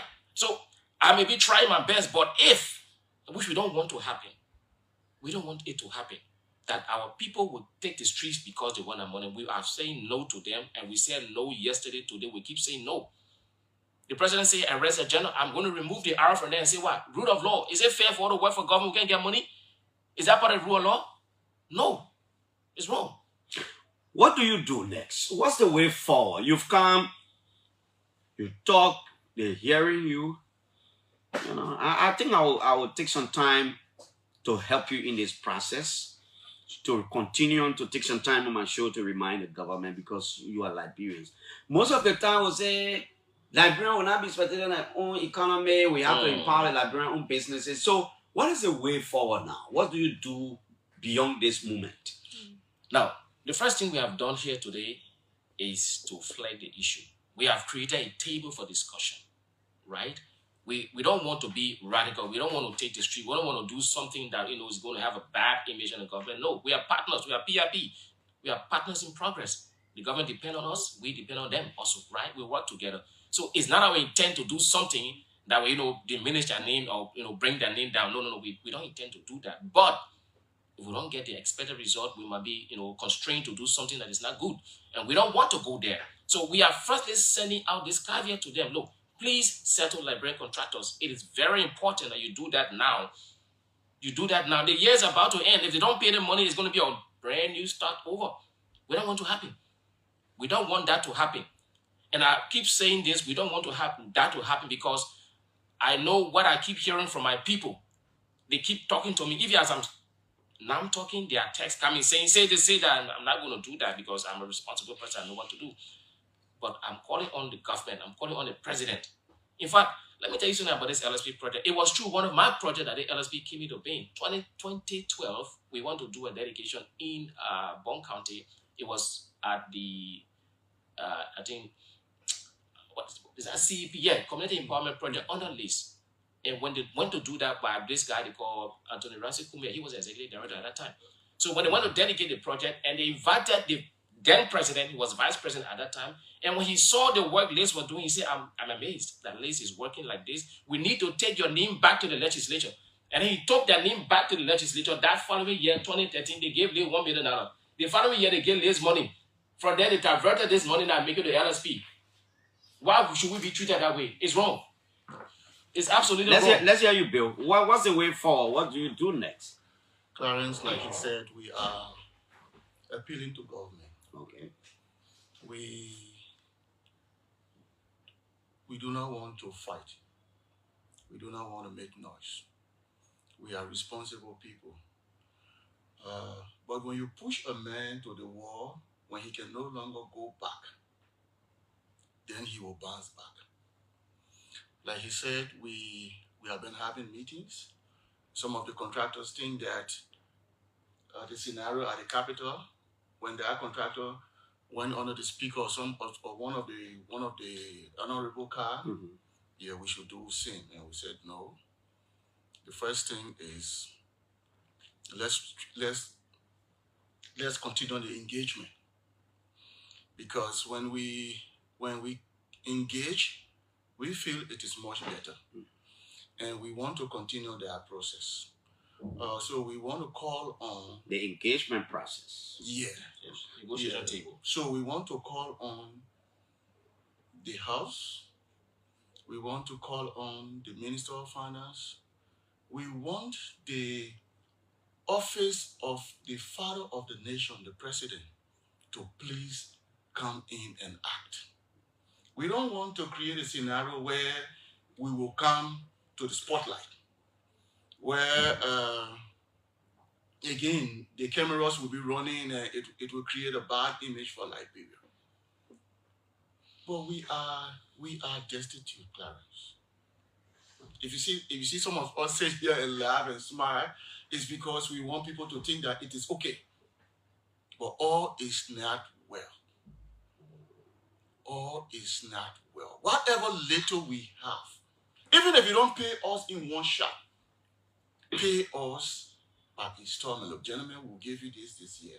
We'll give you this the next year, and onward. So the way forward is for us to have a dialogue. And not just a dialogue, but for them to see reason to be able to give us what is duly ours. Okay, we have a representative of, or two representatives of Liberian contractors here. They are Enoch Jordan, is the chairperson of the Liberian Joint Contractor for Legislative Support Project and Special Presidential Project. Bill C.T. is that Benson? Benson is the Liberian Joint Contractor. Yes, he's from the institution too. You listening to them? They are frustrated. They are disappointed. From the last days of the Ellen Johnson-Sirleaf regime, the government owed them some money. George Weah government owed them some money. In a sum of almost $4 billion, they are saying, look, we know the money is huge. The government is not able to sit at the table and give one shot. But let them start the payment. We depend on these monies to get our companies going. They say some of their friends are getting sick, no money. Some of them can't even send their children to school. Government is not paying them. They've come to make a passionate plea. Hello? Hey, Sean, brother, how you doing? I'm good. So if you are a contractor and the government owns your company, call this line exclusively 0777 464050. If you are a Liberian contractor in this kind of category, call 0777 464050. Yeah, good morning. Let's hear you. Good morning. Good morning, guys. Good morning. I'm recording for Tupuru. What your phone name? I'm Eric Kaplan for the media player. You get this morning. I'm feeling a disappointment in the government. But I have a question for your still get. He already said you were appointed by the former president to his regime, and they all said a amount of money, and according to him, he said he met a lot of hurricane from the government, and they refused to pay. And while he respond towards them, that I want to carry on that when he work within the government. The man tell him when he told somebody else said they were in government. I mean, you're not listening. You're not listening to the show yet. Hello. Parents, good morning. Good morning. Good morning. This is Hillary Kedi Bridget. All right, Bridget, let's hear you. Parents are better regarding still in terms of Yeah, hold it all along, my brother. Somebody on the line. Yeah, Hillary. in terms of government owing us some money. But I think, Clarence, the core of the problem for which some of we have been having issue is when, for example, the legislature being part of. But Bridget. Oh, Bridget, we lost you. We gotta go on the other line. People calling. We don't have the loss of time. Let's go. Yeah. Hello. Yeah, good morning, Fiso. Good morning. Good morning, Comrade Jordan. Thank you. I'm Liberty Kano Junior, CEO for Dali Contractor Services Incorporated. Hey, all man, Uncle, go ahead. More than angry, my brother. The money been there when current Senator Nathaniel Fallow McGill or president, how you call him, at the presidential office there. We sat there. We discussed the money business over and over. Our own money business. We protested. Our own money business. Where some of us, Comrade Jordan, seeing the girl willing to do all that we can do. Our children are in school, my brother. Our company are all broken down. How do we think I will not take contract for us? We Liberian. How do we not take contract for us? Every time, brother, the money we have spent, look, I want to say prayer for the Comrade Jordan. We will not relent. We will not relent. So please help us in the question. Please help us, my brother. We are Liberian. We should not be treated this way. We are young Liberian, promising business people. Today, some of our houses we build, we sell it, we give it up because we talk goods of vendor. Today, see where we are. We tell you that back on my brother. We begging you, please, so please help us in the process. Thank you, Comrade Jordan. Okay, my brother. Let's talk to another person right here. Let me remain on the line for some time. Hello? Hello? Yeah, you are live? Mr. Isaac Walker, let's hear you. Yeah, Mr. Walker. Wow, Mr. Walker, you're very low. Yeah, concerning the topic on the discussion. Yeah. I'm a contractor at this point. Mm-hmm. Government gave me a lot of money. A lot of money up to now we cannot get. Our children are not we study their money from other people. Up to now we cannot get it. It's awesome.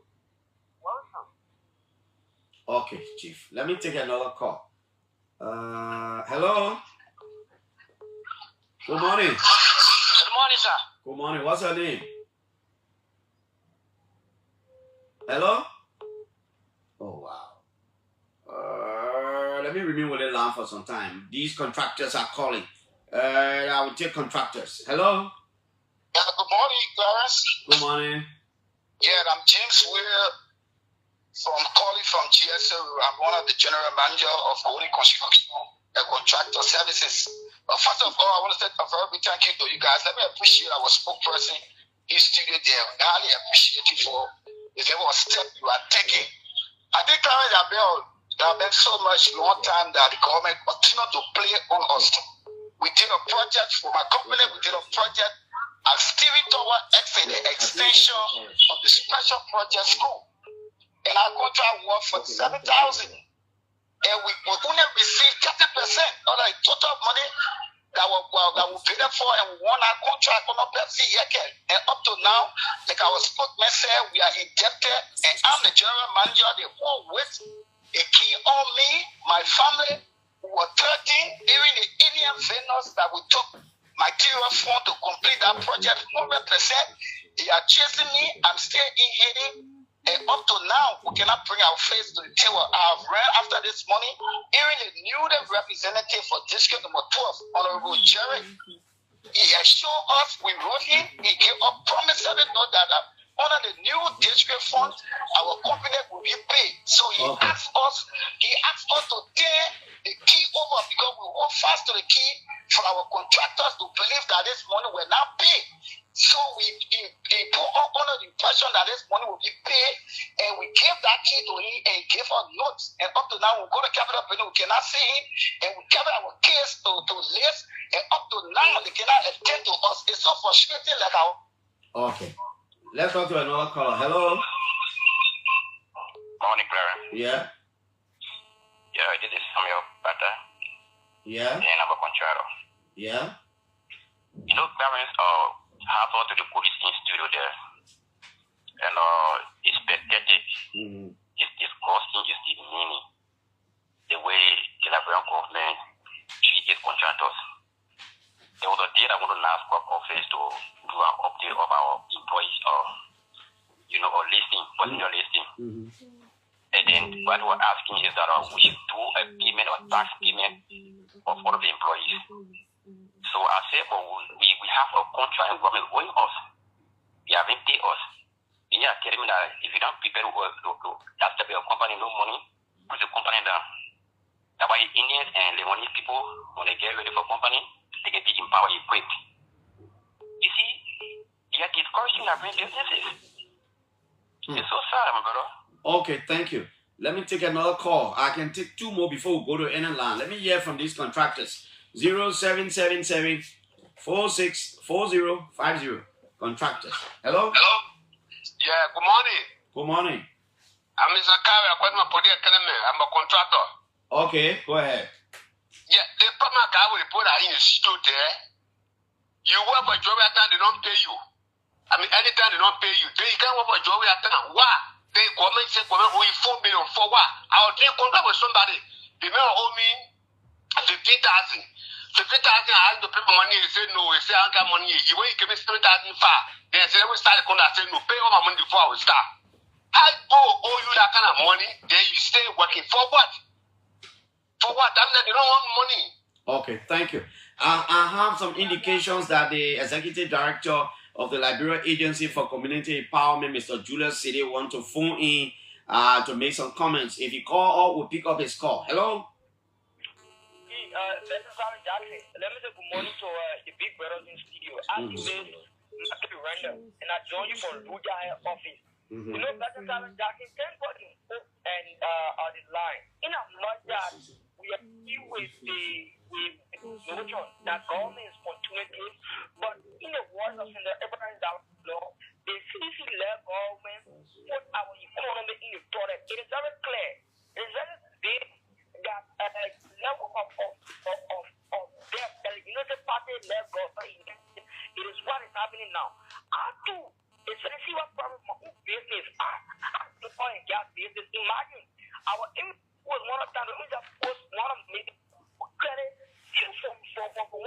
my biggest son at the road.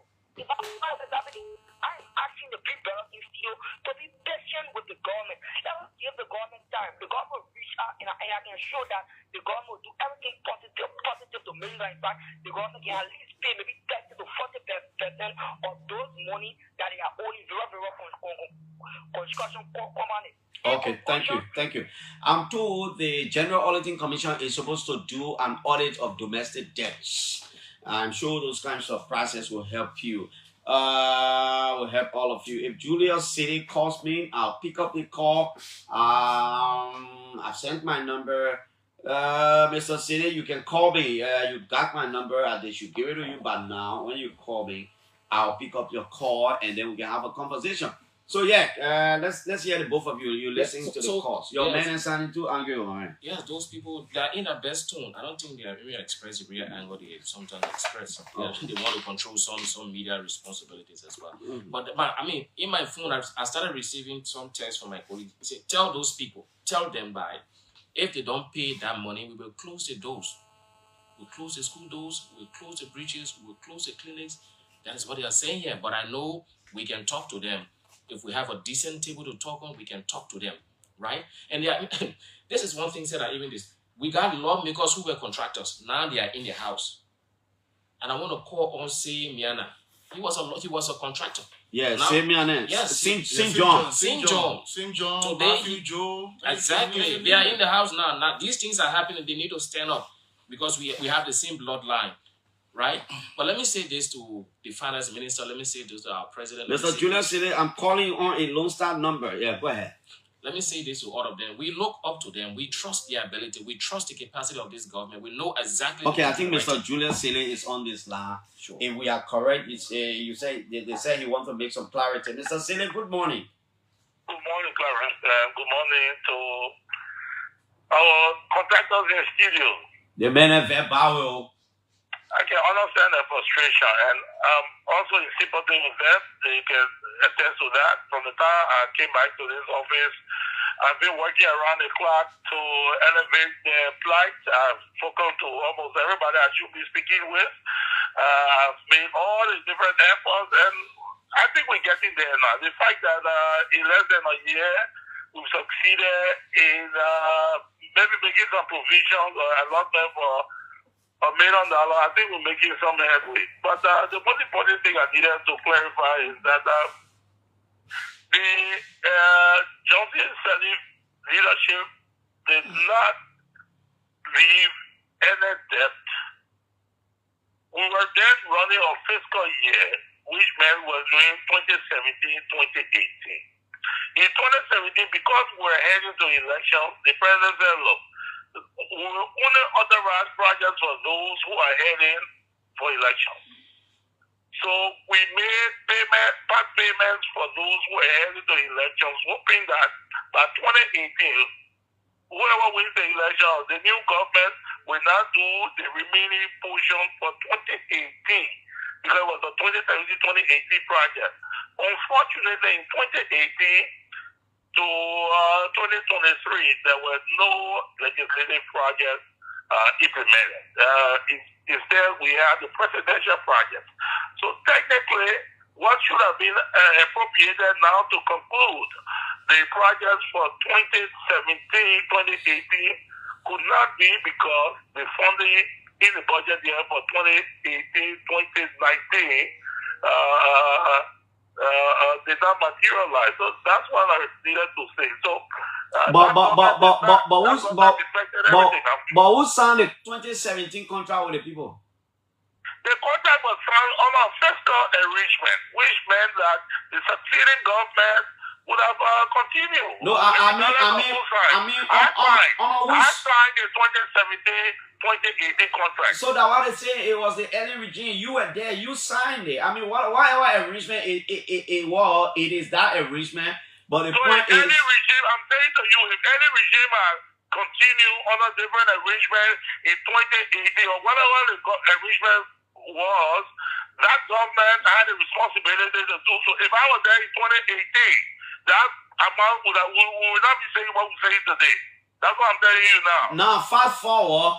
Are you aware as to whether there was something placed in the recast budget to begin to pay some of these monies? If yes, is it in Liz's account now? Not yet, but yes, I'm aware. I worked along with some members of the budget committee who were close with the authorities to look at the recast process. So I worked with them closely. I made the argument. I appealed to them. And at the end of the day, they showed me documents that pointed towards having at least $1 million there to begin the process of offsetting some of these debts we owe the contractors. Are these people getting some of these monies anytime soon, Mr. Silly? Right. The recast budget, as I said, was just passed, I think, a month ago, and my understanding is that they are uploading it into a financial system that will track what was discussed under the recast arrangement. So right now, what the budget has within the system are those provisions that were made prior to the recast adjustment.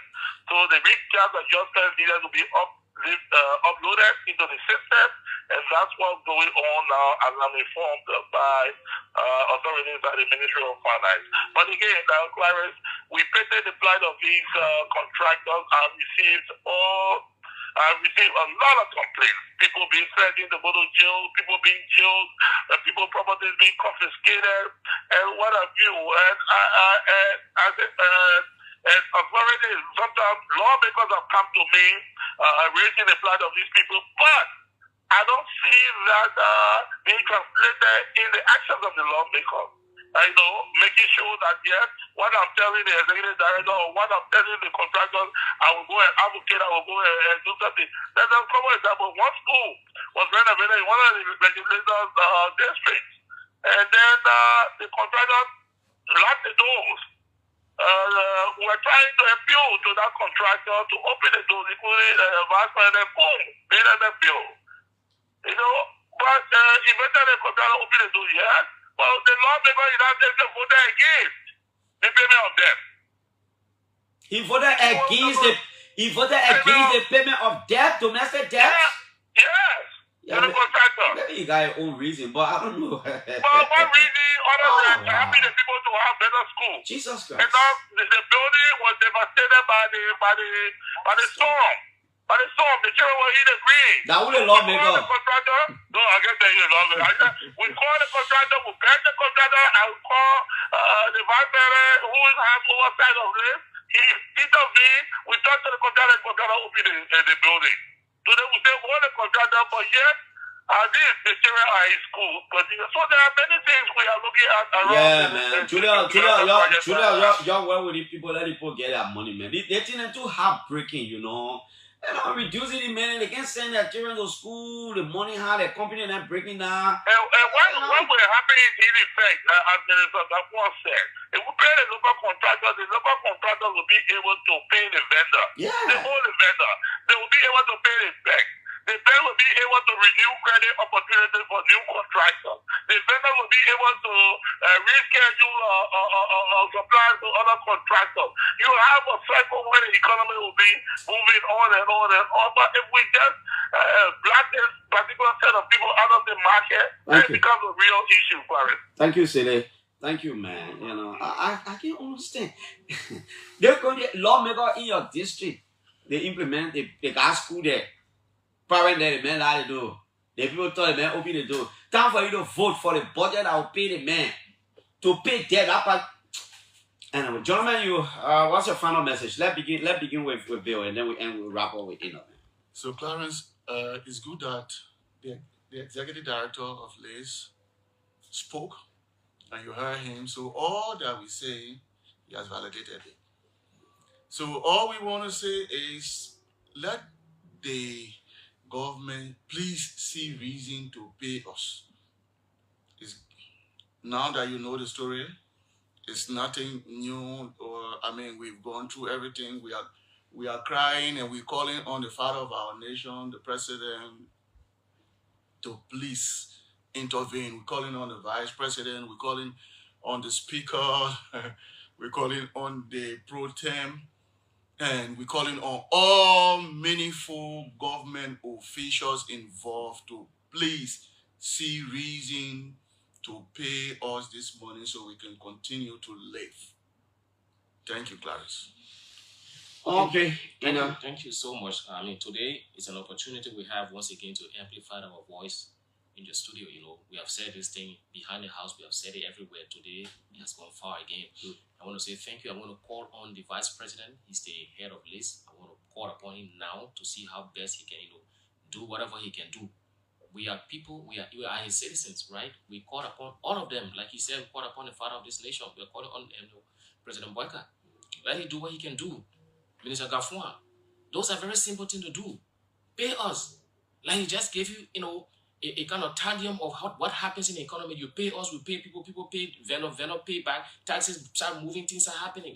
Like I said earlier, the private sector is the engine of growth. When you make sure the private sector thrive, things work out. So I'm saying for short, I called upon the director, he has said it all, but I'm still looking forward to him making sure that he does what he's supposed to do, that things work out. Call on the Minister of Finance, let him do what he's supposed to do. We look forward to them. We don't want our people to take a radical decision. We are standing with them. We'll make sure that they don't do that. But if they are pushed, if they are constrained, we will not be able to stop them. Like he said, somebody refused to open the door for school to tell you what's going to be happening. So if we can close bridges, we can close schools, we can close clinics, what's going to happen? There's going to be a disaster in this nation. We don't want that to happen. We call upon them, we are peaceful, we call upon them, let them do all they can do. We want that money to be paid this month or December, one of them, so that our people can have a smile once again. I want to say thank you so much to the OK family. I don't know how much we appreciate you guys. You have done extremely well today. This will be beyond measures. I just want to say thank you so much. Okay. Thanks, guys, for coming. We are taking a break and we'll come back. Former Postal Affairs Minister Wali Sewadona will be here. This is why the U.S. Embassy posted on its Facebook page a few minutes ago. It says, U.S. Ambassador Mark Tunnell met former President George Weah on Monday. They discussed the situation on Capitol Hill, and the former president's commitment to Liberia is clear. The United States wants to see Liberia's political process play out peacefully and with respect to the rule of law. No more than ever, Liberia's leaders, past and present, need to show unity. This is a short statement issued by the U.S. Embassy. So Ambassador Mark Tunnell yesterday met with former President George Weah, and from the statement, they are saying former President Weah expressed or reiterated his commitment for peace and stability in Liberia. This is the OK Morning Rush. It's on 99.5 OK FM. We are awaiting our guests. By the time he comes here, we'll take him in, and then we can have a frank conversation on the impasse at the Capitol, right up on Capitol Hill. Let's take a break. We'll be back. Take me higher. Caught up in this feeling. By popular request, your number one people-centered radio station, OKFM 99.5, once again presents the OK Health Walk under the theme, Promoting a Healthy Lifestyle for a Healthy Nation. On December 14th at 6 a.m. prompt, we will be walking from Congo Town opposite the SOS Clinic through the principal streets of Cinco to the Antoinette Tubman Stadium, where the health walk will be climaxed with free health screening and refreshments. To all fans,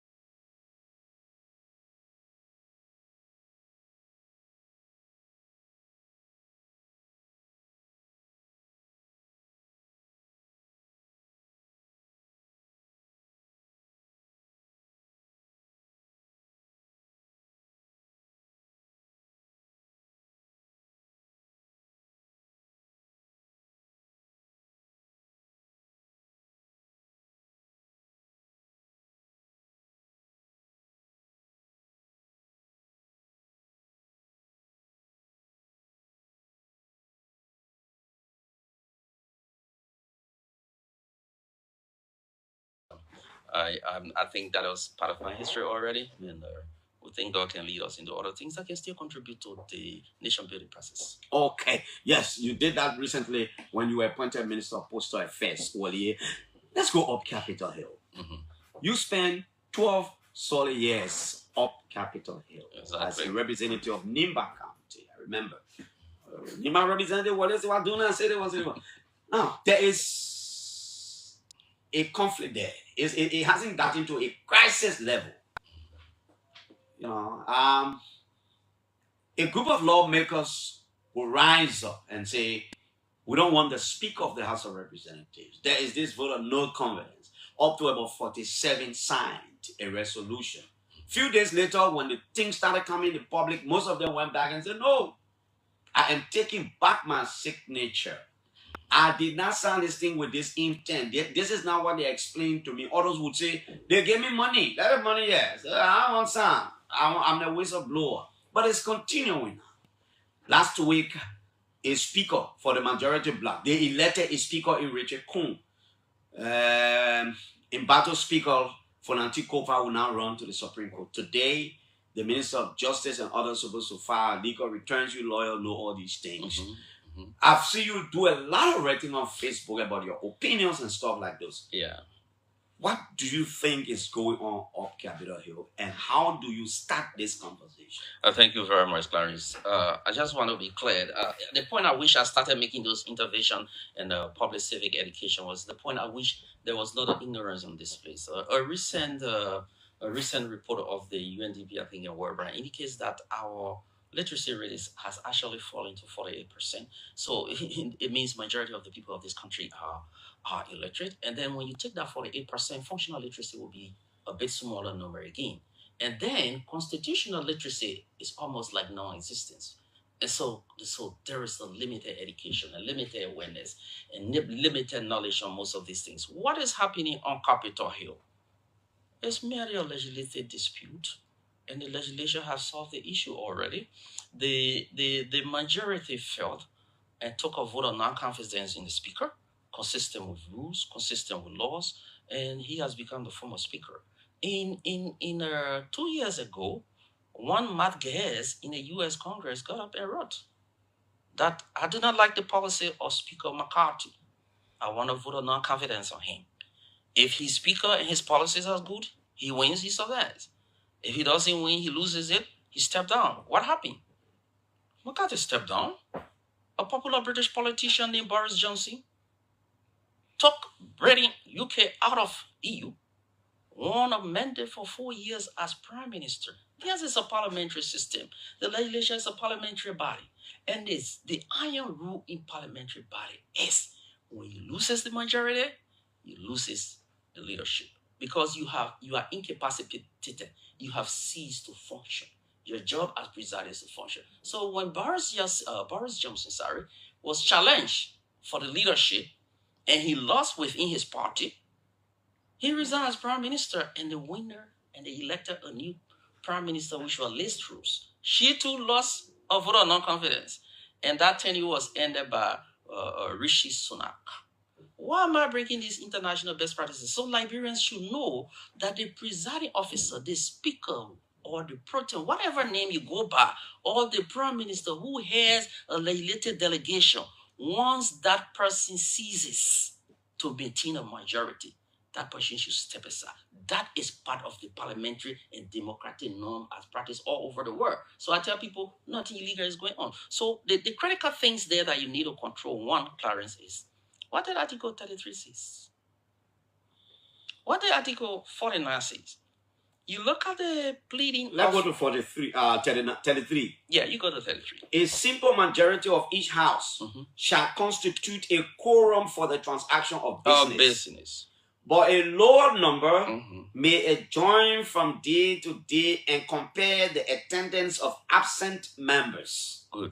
Whenever the House of Representatives and the Senate shall meet in joint section, the presiding officer of the House of Representatives shall preside. So precisely what it is telling you is quorum is that number. The deceptiveness in the pleading submitted to the Supreme Court is that quorum is the speaker. That is laughable because the first quorum of every legislation after a general election is presided over by the chief clerk. Are you saying that forum two is illegal by their pleading? No, because it is that forum I took oath under Kaba and I took oath under Medred. So before you sit to become a lawmaker and you present your certificate of elections, the chief clerk is your presiding. So that quorum is the plenary of the House. Second to that, my brother, is that when they say you compare the attendance of absentees, it means those who, for personal reasons whatsoever, they didn't come to work. It doesn't mean a majority that is sitting and functioner or speaker that is incapacitated by the use of that word, I mean, who has failed in his function to have a majority can say, I will compel them.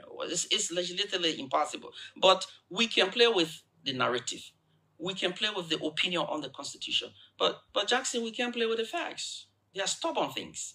What is the facts? I was in Ghana, but what I witnessed was Deputy Speaker Fala tried to convene a session, which was rightful, while the speaker was abroad. In their regular plenary, he was met with violence. It's all online there from some of his colleagues who should have gone into that plenary and done the legislative thing. It was thereupon that the leadership on the ground took a decision as I follow events to move to the joint hall, thereby legitimizing the sitting in the joint hall. Second to that, if you read Article 40, you will note that the legality of the plenary sitting there is also reinforced by the speaker's own failure to take some steps consistent with the Constitution and the rules. What are those steps? It says no one house should adjourn for more than a week without the order. In other words, in other application and practical operation, if you close more than a week, you are forcing the Senate to close. And if a presiding officer of the House of the Senate is not able to convey a majority, the procedure and the practice is to write the other house to recess. The Liberian Senate have been sitting all along. Why were they sitting? Because they know there is plenary. Where's the plenary? It's in the joint assembly. Any attempt to nullify any actions of the plenary, you will be saying the Liberian Senate too has been sitting in error. No, they have not. Second, third to that, the legislative staff are professional. You will realize that before we even took office, they took us to Ghana for 1 week training at Gempa. Part of that training, the office of the chief clerk is a constitutional office. They were trained. Those guys are highly trained. All of those guys who are on that bench, they knows what the law is and what the rules are. From what I see on television and social media, they are working with plenary. Because for them at that capital, presiding officer, you must be careful. They will go with plenary. That is, they will go with Article 33 quorum. It is Article 33 quorum that gives legitimacy to the work. You know, everybody in Liberia knows that speaker doesn't have to be in session every day for the Liberian people work to go ahead. And so, in the instant case of the former Speaker Kofa, I think the legislative process of enforcing orders has been completed. It has been exhausted. He have fled to the Supreme Court. But if you want us to delve into that, I've already said in my post that the Supreme Court should not delve into political issues. Okay, I'm coming there. Now, Speaker Kofa, I don't know when it started because we are not there. We understand it started June, but these are rumors. Speaker Funanti Kofa is outside of the country. A group of lawmakers come raising resolution, raising signatures. They attempt to go into their regular section area. Funanti Kofa have got leaders on the ground, Marvin Cole and others. Say you people we're not holding any section here because they thought by doing that would have ensured that the guys would have taken some action against the speaker. So they prevented that. That is violence. They are in crisis. Speaker comes back to the country. Majority say we're not sitting on you. Now, what do you say to people who are arguing that due process has never been accorded for Nanti Kofa? And as a lawyer, you know due process is a process that's supposed to hear before it condemns. Let me read Article 49.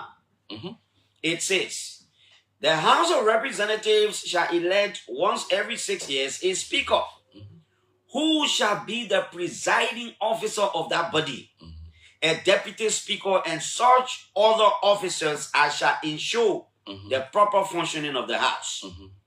The speaker, the deputy speaker, and other officers so elected may be removed from office for cause by resolution of two-thirds majority of the members of the house. In this case, the two-thirds is 49 solid votes. They've now been able to get the 49. Now, they are on the other side. They got a majority. Fonanti with the minority. The speaker is telling them, you come back here. If you have anything against me, come here and put it on the floor. Let's start the proceeding from here if possible. I will recuse myself. They are saying, we cannot come over there. Well, where is the due process then? Thank you very much. Fundamentally, these are fundamental concepts of law that the interpretation and applicability within the branches of government are different. When it comes to the constitutional inherent power and the exercise thereof, the very Supreme Court have said in Reconstitutionality of Judicial Act 12.5, 12.6 in 1973, thereby, that each branch in the exercise of its inherent constitutional powers have absolute power as how it does it. Now, the portion that you read, you have brought up two things. One, you said the speaker had men. That will indicate that the speaker had men who exert violence. Those are my words. Yeah, who will exert violence. Okay, let's say you got loyalists. Okay, loyalists who will exert violence. And those loyalists stop a session. That was violation of the rules. You go into session and discuss legislative matter and bring out, how you call it, if there is a motion, if this passed, you can order a remedial order on the right in section there. I'm forgetting the correct word. So you look right there. Read 49 again, Jackson. It says for cause, and it says on a resolution. You're talking about due process. You are talking of a process of arbitration, of going to court or hearing. No, the Constitution didn't say so. And nobody in Liberia has the power or authority to extend the ambit of the explicit words of the Constitution. The Constitution says for cause. I gave you a parallel in the executive. When these statutes were construed setting us commissioner autonomous agency, it says you got tenure. LTA, you got tenure. Just you got tenure. But you may be removed for cause by the president. Who is the president under the Constitution? He's the chief executive. In the exercise thereof, the president say, because I'm investigating you, you are removed. The Supreme Court declined that. Immediately, Supreme Court declined that with the LTA. The Supreme Court therefore say, this is executive exclusive inherent constitutional power. We cannot go there. In this instant case, the plenary of the House have said that they have amassed the signature under 49 requirement.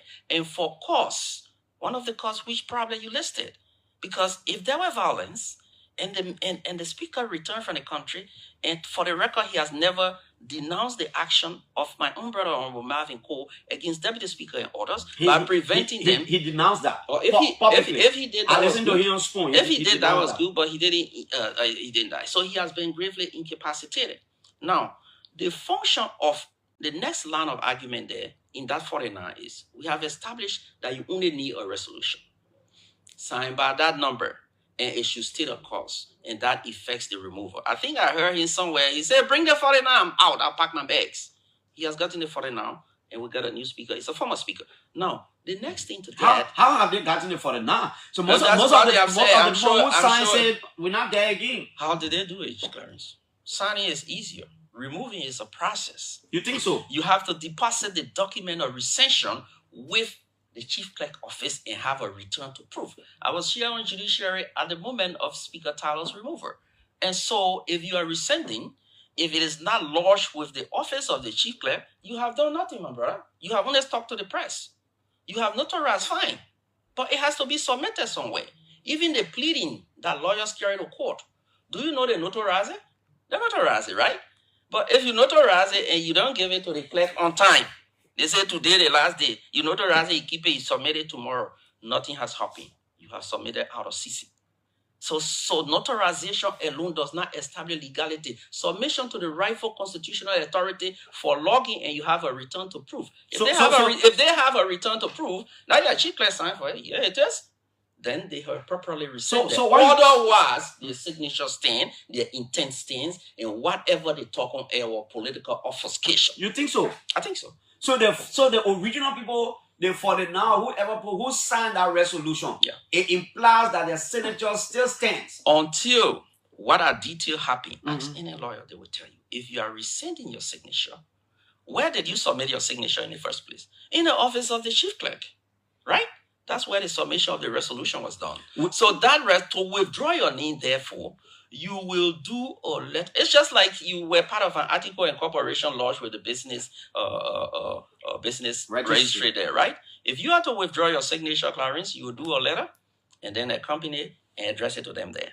And then they will know that you are withdrawing as incorporated. Except that. And so in this instant case, none of those guys, from what I have investigated, has submitted a letter of rescission and have a return from the chief clerk. So to the knowledge of the secretariat and to the knowledge of their leaders, even if they are not around, they are still around. They are still of the purpose. Because you cannot say you did not read a resolution before going. You will be putting yourself in a dangerous position. Why couldn't they go to the chambers presided over by the speaker so that they will place the complaint on the agenda for discussion? At which point probably there will be a call for the speaker's recusal. So due process is done. It's simple. Because while the speaker was away, the deputy speaker, in fulfillment of his constitutional and statutory responsibility, tried to convey section. He was disrupted. There was violence. And being a man of peace, they relocated plenary. That decision cannot be changed by one speaker who's just a representative. You understand that? So that decision to move is legitimate, is standing, it was taken in the absence of the speaker. And once that violence had not been properly investigated, assessment of that facility, whether it is good now to host them, have not been established, the speaker came, and the speaker was fatally incapacitated. He did not have session for anybody to go to. To have session mean you have 37 plus, brother. You don't have session. So what do people mean by they should go to session by speaker? Session is the number. You know the joke we have at the corridor? You get a number. Even if you are chairman of a committee, my brother, committee of 7 or 5, if you don't have that majority in your own committee room, you can be defeated. And the majority goes and you will sign that report. So it is so with legislative parliamentary work all over. So the speaker, as of his return to Liberia, he has never had section. He has never been working as speaker. And that's why he was finally removed. I saw your latest read out on Facebook. Yeah. Why are you cautioning the founder, arbiter of justice in our country, the Supreme Court, not to get involved in that matter? Thank you very much. It's part of the reasons I'm here today, and I really appreciate you for inviting us. The major reason why I'm cautioning is that, one, President have proven it right, and two, on the matter of jurisprudence and political question. One, the issue, the matter, as Liberian will say, the matter of impeachment, Clarence, the matter of removal of a legislative leader, they are neither criminal. Clarence, you listening to me? Go ahead. They are neither criminal, nor are they savor. If you went into the Edwin Suno case, all of the examples are of civil and criminal matter altogether useless, because this is sui generis political question doctrine operation of a branch in line with Article 49 or 48 to enforce order and to function. Now, the incapacitation of the speaker is seen in the scene 49. It is implied, it's explicit. The proper functioning. If you cannot convey section, are you properly functioning? No. That is why when a parliamentary leader cannot convey section, he knows he has lost the mandate. He stepped down because why? He can no longer properly function. It is nothing personal. The only personal right installed in the legislature is the mandate from your people. Your election is first among equals. If you are even talking about the majority of people, as some people will make the case, the majority of Liberians have already put him out. That is the number over there. And that's why a simple majority is the majority of the Liberian to conduct business, which is proper for. So the judicial branch under the principle of non-justiciable matters, it simply says, if the court cannot rule on a matter and enforce its ruling, and its ruling become mere paper and advisory, then the court better not go into that. Case in point is the Suno case. The court was advised not to delve in it, as it was a political question. When the court delved into it, what did happen? What did happen? It was just an opinion. And so the court should learn from that, because that's why they say they are sui generis. They are not a saver, they are not criminal. Nobody can tell me impeachment is criminal. No. What was Bill Clinton impeached for, by the way? In the great United States, the model that we follow. He was impeached because a young girl gave him pleasure in his office. Did he break any American law? No. But what did the White House impeach him for? Political reasons. They felt political reason why it was not good. What did Boris Yeltsin left his office of prime minister that he won popularly? Very popular prime minister. Because the majority of his colleagues, even within a party, you're not talking about the opposition yet. You're not even talking about the majority of the UK parliament. You are talking about the majority party. And so once he couldn't command that, I'm out. Why did Speaker Kevin McCarthy have to leave? Because one man said, I don't like your policy, nothing else. And so that is why in those countries, they don't even bother to go to the judiciary, because the judiciary will decline. The judiciary has the duty to this constitution to preserve it. And one of the duties to preserve it is to avoid political question. If you don't avoid political question, you get into constitutional avoidance. And when you get into constitutional avoidance, you are getting into market territory and you are trying to enact an interbranch conflict. Because the other branches have recognized the legitimacy of plenary. But what the same majority bloc at some point was celebrating or was happy when the justice in chambers declined to issue the writ of prohibition and remove the stay order. Yeah, the reason they celebrated is, if you have looked at what their lawyers told the justice in chambers in their pleading, what I mean by the lawyers is that they said this is a political question. The court should not be involved in it. We have Article 33 mandate. In parliamentary and legislative work, when you lose the majority, you settle. You don't have to commit a crime. You don't have to commit a severe action wrong against someone. No. You just lost the confidence of your colleague. You step aside and continue to do the work of the district that sent you. Nothing stops you from doing that work.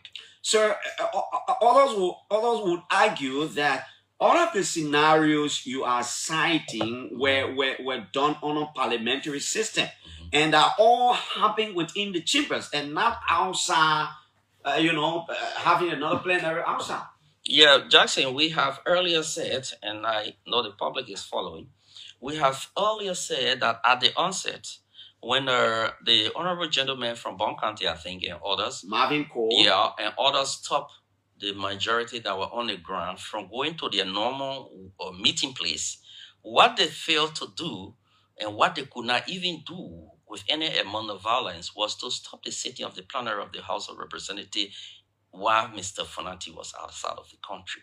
And that sitting, from the facts available to me, determined that henceforth plenary will work in the Joint Assembly Hall. When, upon the return of the former speaker, had he had a number to wheresoever he wanted to convey, that number would have constituted plenary. And whosoever doesn't have the number will have been compelled to go over there. And nobody will even have looked at anyone who doesn't have the number as having an alternative view constitutionally. And constitutionally, I will be saying here today that the former speaker has the plenary and they should work with it. But he did not. He did not. So he was incapacitated. And the decision from why he was away, presided over by on that day, that decision is still standing. Therefore, where they are meeting is the plenary of the House with the appropriate number. For him to reverse that is to have the number. Running to the court, can the court bring the number? No, cannot bring the number. Let me ask you probably the final question before we take to the lines. What do you think Fonanti Kofa should have done to undo these things? So, from my experience, my analysis, in my most recent post, I put there one of the things Fonanti could have done, which would have complicated the situation to the extent that the Liberian Senate would have been forced to talk. You understand? That is the Article 40. If you find Article 40, you can read it.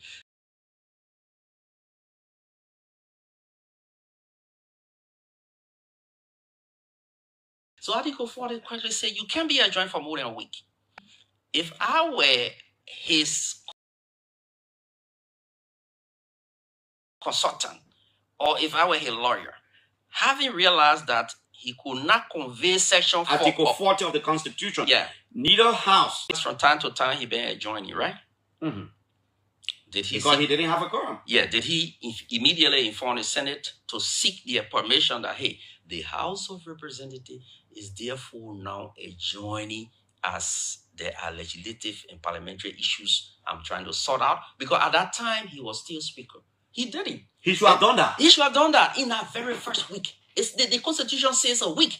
It didn't say the little week that it says 2 days a week to work. The Constitution is literal. It says a week. After your next Thursday, you didn't get session. Say what do not a speaker. That very Thursday, I adjourn. I'm writing the Senate that same day. And I'm delivering it and I'm announcing it. That the House is closing. We couldn't get section. That throws a log jam in the process. But the consolidation has happened. The plenary has consolidated. The plenary has removed him. He has become former speaker. Now, his own pleading before the High Court is fatally, is fatally very, very incompetent. I say that freely. Because to say the illegal plenary, and then you quote Article 49, it would mean to every Liberian that a plenary is legal when a speaker who was elected is sitting there. No. In the legality of plenary, it is Article 33 that comes. That is the prevailing law. So your reasoning and your legislative understanding of plenary is wherever the majority is. That's where the majority is. And the legislative reading. Parliamentary as well. You say all the example I gave were in parliamentary system. No, the UK, the United States example is similar to ours. But in all of these examples, you know what is common? A leader who is a legislative leader lost the vote of confidence of the majority. And in what is even more thunderous and very grave is in the issue of parliamentary democracy. These are prime ministers who won votes all across the country. You understand? But just because they lost the confidence of their colleague, did they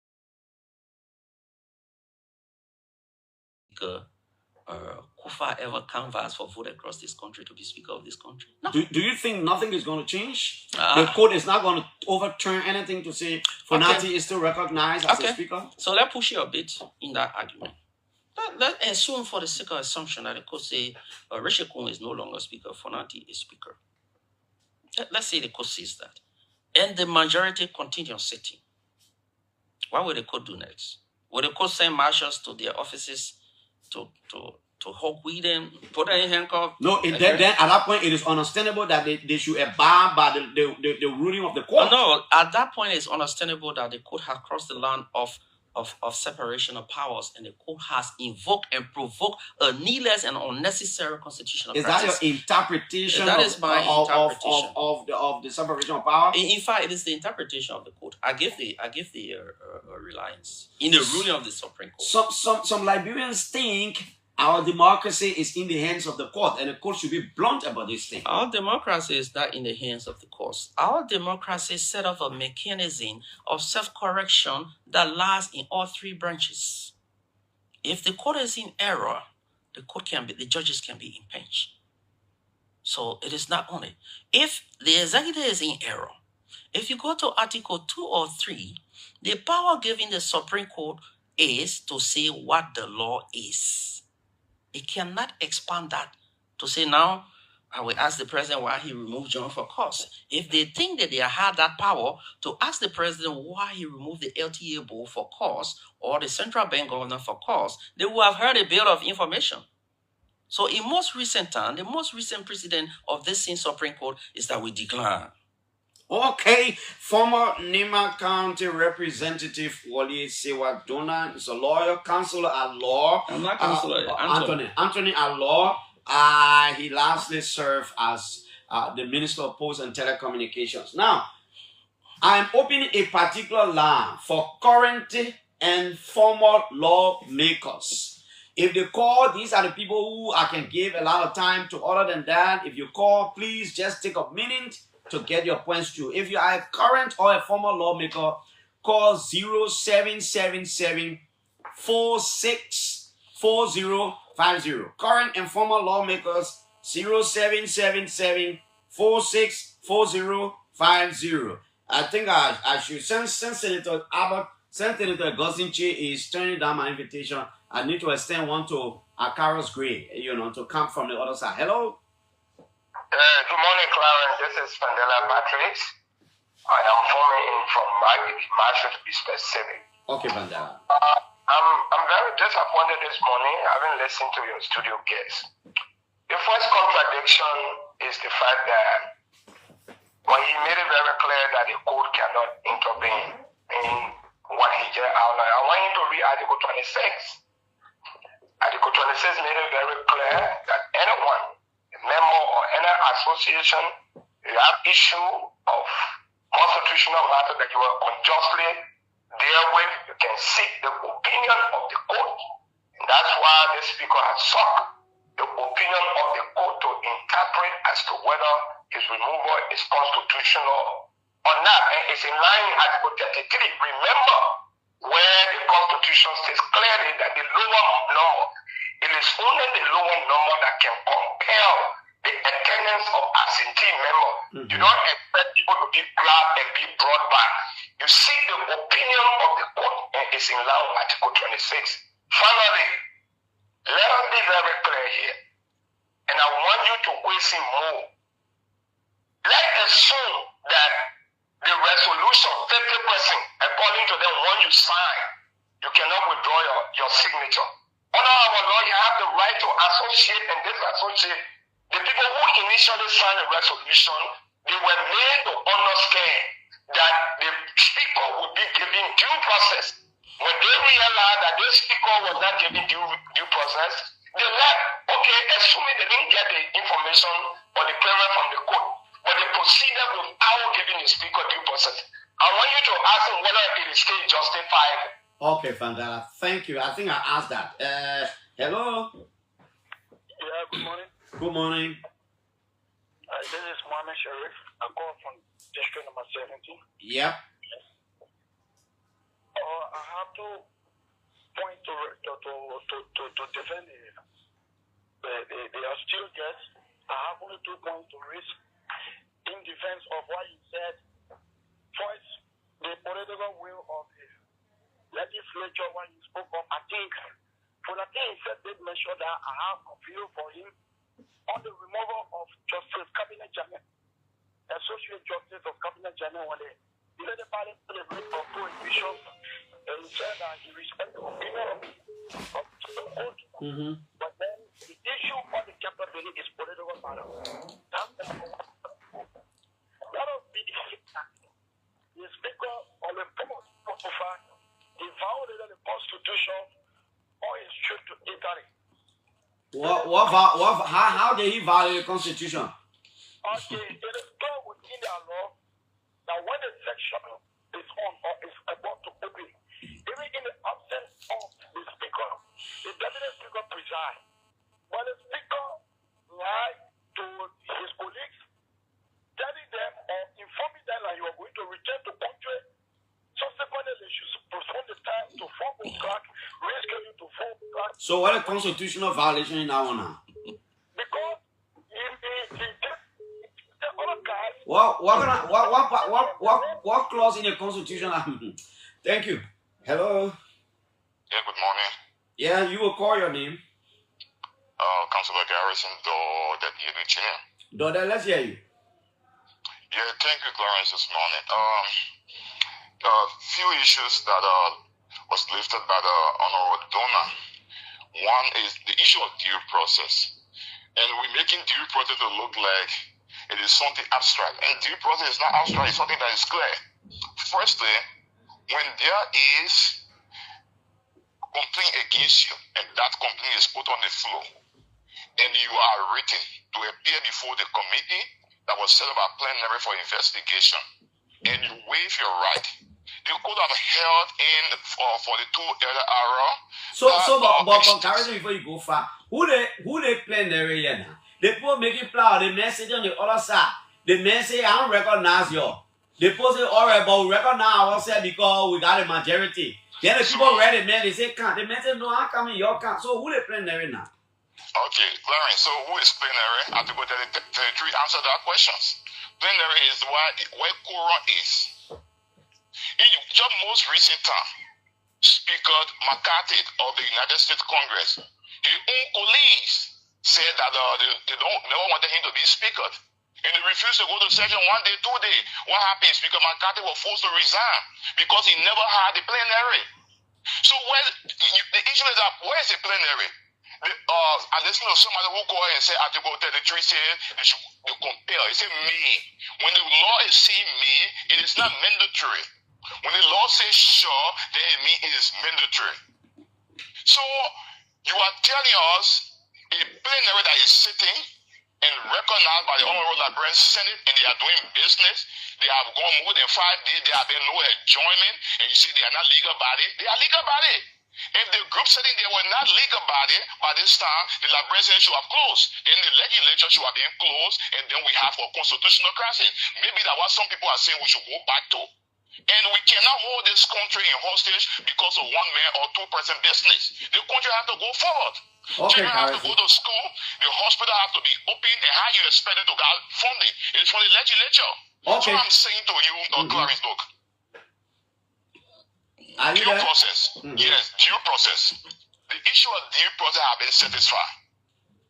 Because there was a complaint. How? There was a complaint on the floor plenary. And the speaker was written, the former speaker was written, he refused to go.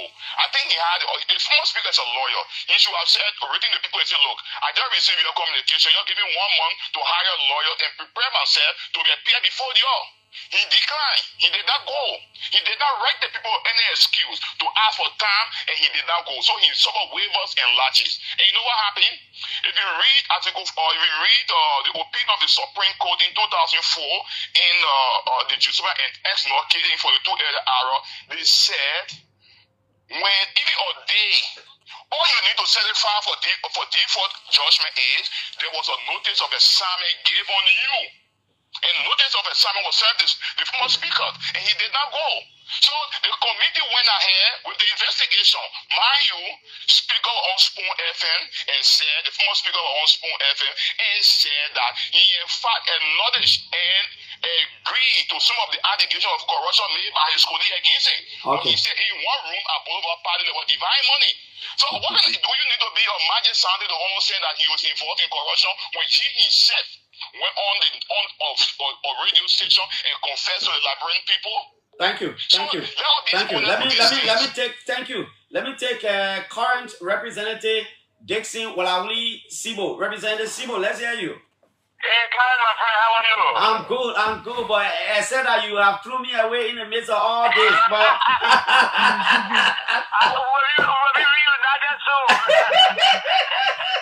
but go ahead. I'm good. Okay, so there are a couple of things I just wanted to say, but I want to go to the point quickly. That so you speak to me? Your man Wally say you want to speak to you. Oh no, I don't know that he's in session. I don't know. Okay, go ahead. I'm sorry to know. So there's a couple of issues I want to make clear. First, this is not 2006 or this is not 2016. This is 2024. Second, people who are in the legislature now, they were not there before, so there are a lot of things that have changed. So getting to the point, the constitution is clear that there is one presiding officer. And I hear people talking about quorum. There is nothing but quorum without the presiding officer. So for you to have quorum, there must be 37, including and all plus the speaker. That's the first issue. The second issue is that the speaker responding to them for due process. How do you respond to a group that is illegitimate? You cannot, because by the speaker, even respond to them would mean that he is legitimizing their sitting. Their sitting is not legitimate. There's a clear process of how or complaints are made and how they are handled. And so if there are issues, as we have always stated, come to session, present your case, the speaker will recuse himself, and we'll go through the process. When you have the evaluation comes out, the report is going to be voted on, and if we want to remove the speaker, you get 49 votes, you take away the speaker. But until you do that, every other thing you're doing is illegitimate. And so I hear one lawyer call, sometimes I get discouraged with some people who say when law school, call to say that the speaker was giving due process, they can't give a rating. You as a lawyer will respond to somebody who is illegitimate. It means that legitimate has not happened. So that's the reason why the speaker did not even respond to them and or turn out. Okay, Walauli. 2 points I just wanted to make. Thank you, Walauli. Let's hold you there. Hello? Good morning. Are you there? Good morning. Good morning. Yeah. I'm Professor Richardson calling. Professor Richardson, go ahead. Kofa Claw, let's hear you. Yeah. I listened to a lot of callers. The issues that are ongoing is more political than legal. But the fact that at the level of the national legislature, the representative, or to be specific, they have a rule that says that to tell majority will move or remove the speaker to be 49. Then for you to have a quorum, you should have 37. Now, the idea of these people, the majority bloc, they are doing is that they are not looking at 49 any longer.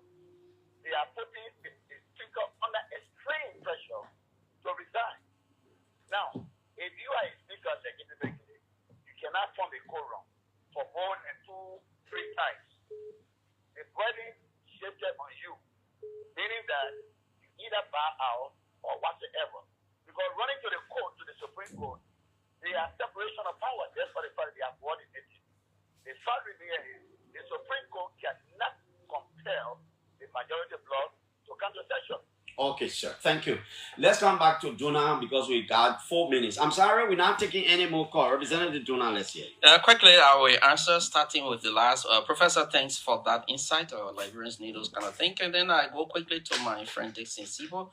By the way, we graduated together, going in class in department.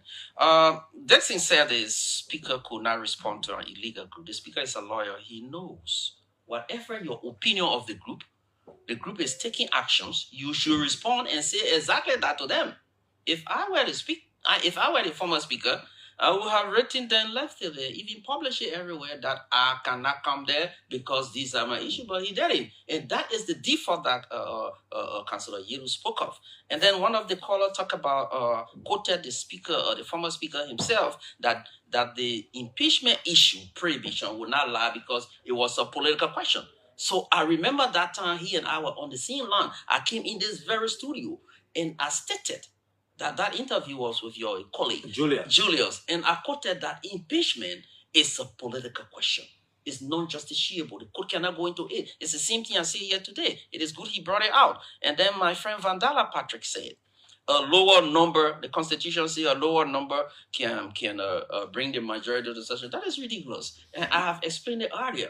It is only the authority that brings order to session, which the former speaker lost, and then he was rightly removed based on the operation of facts which we have stated already. So those are the key questions, I think. If I left any questions out, you can... Representative Sewa Dona, I just wanted to say thank you so much for coming. Yeah, come and let you conclude now. I just wanted to say thank you for coming. More of these kinds of conversations we need to have. But yes, what's your concluding statement? In my conclusion, I hope I am not personal, but it's a fact.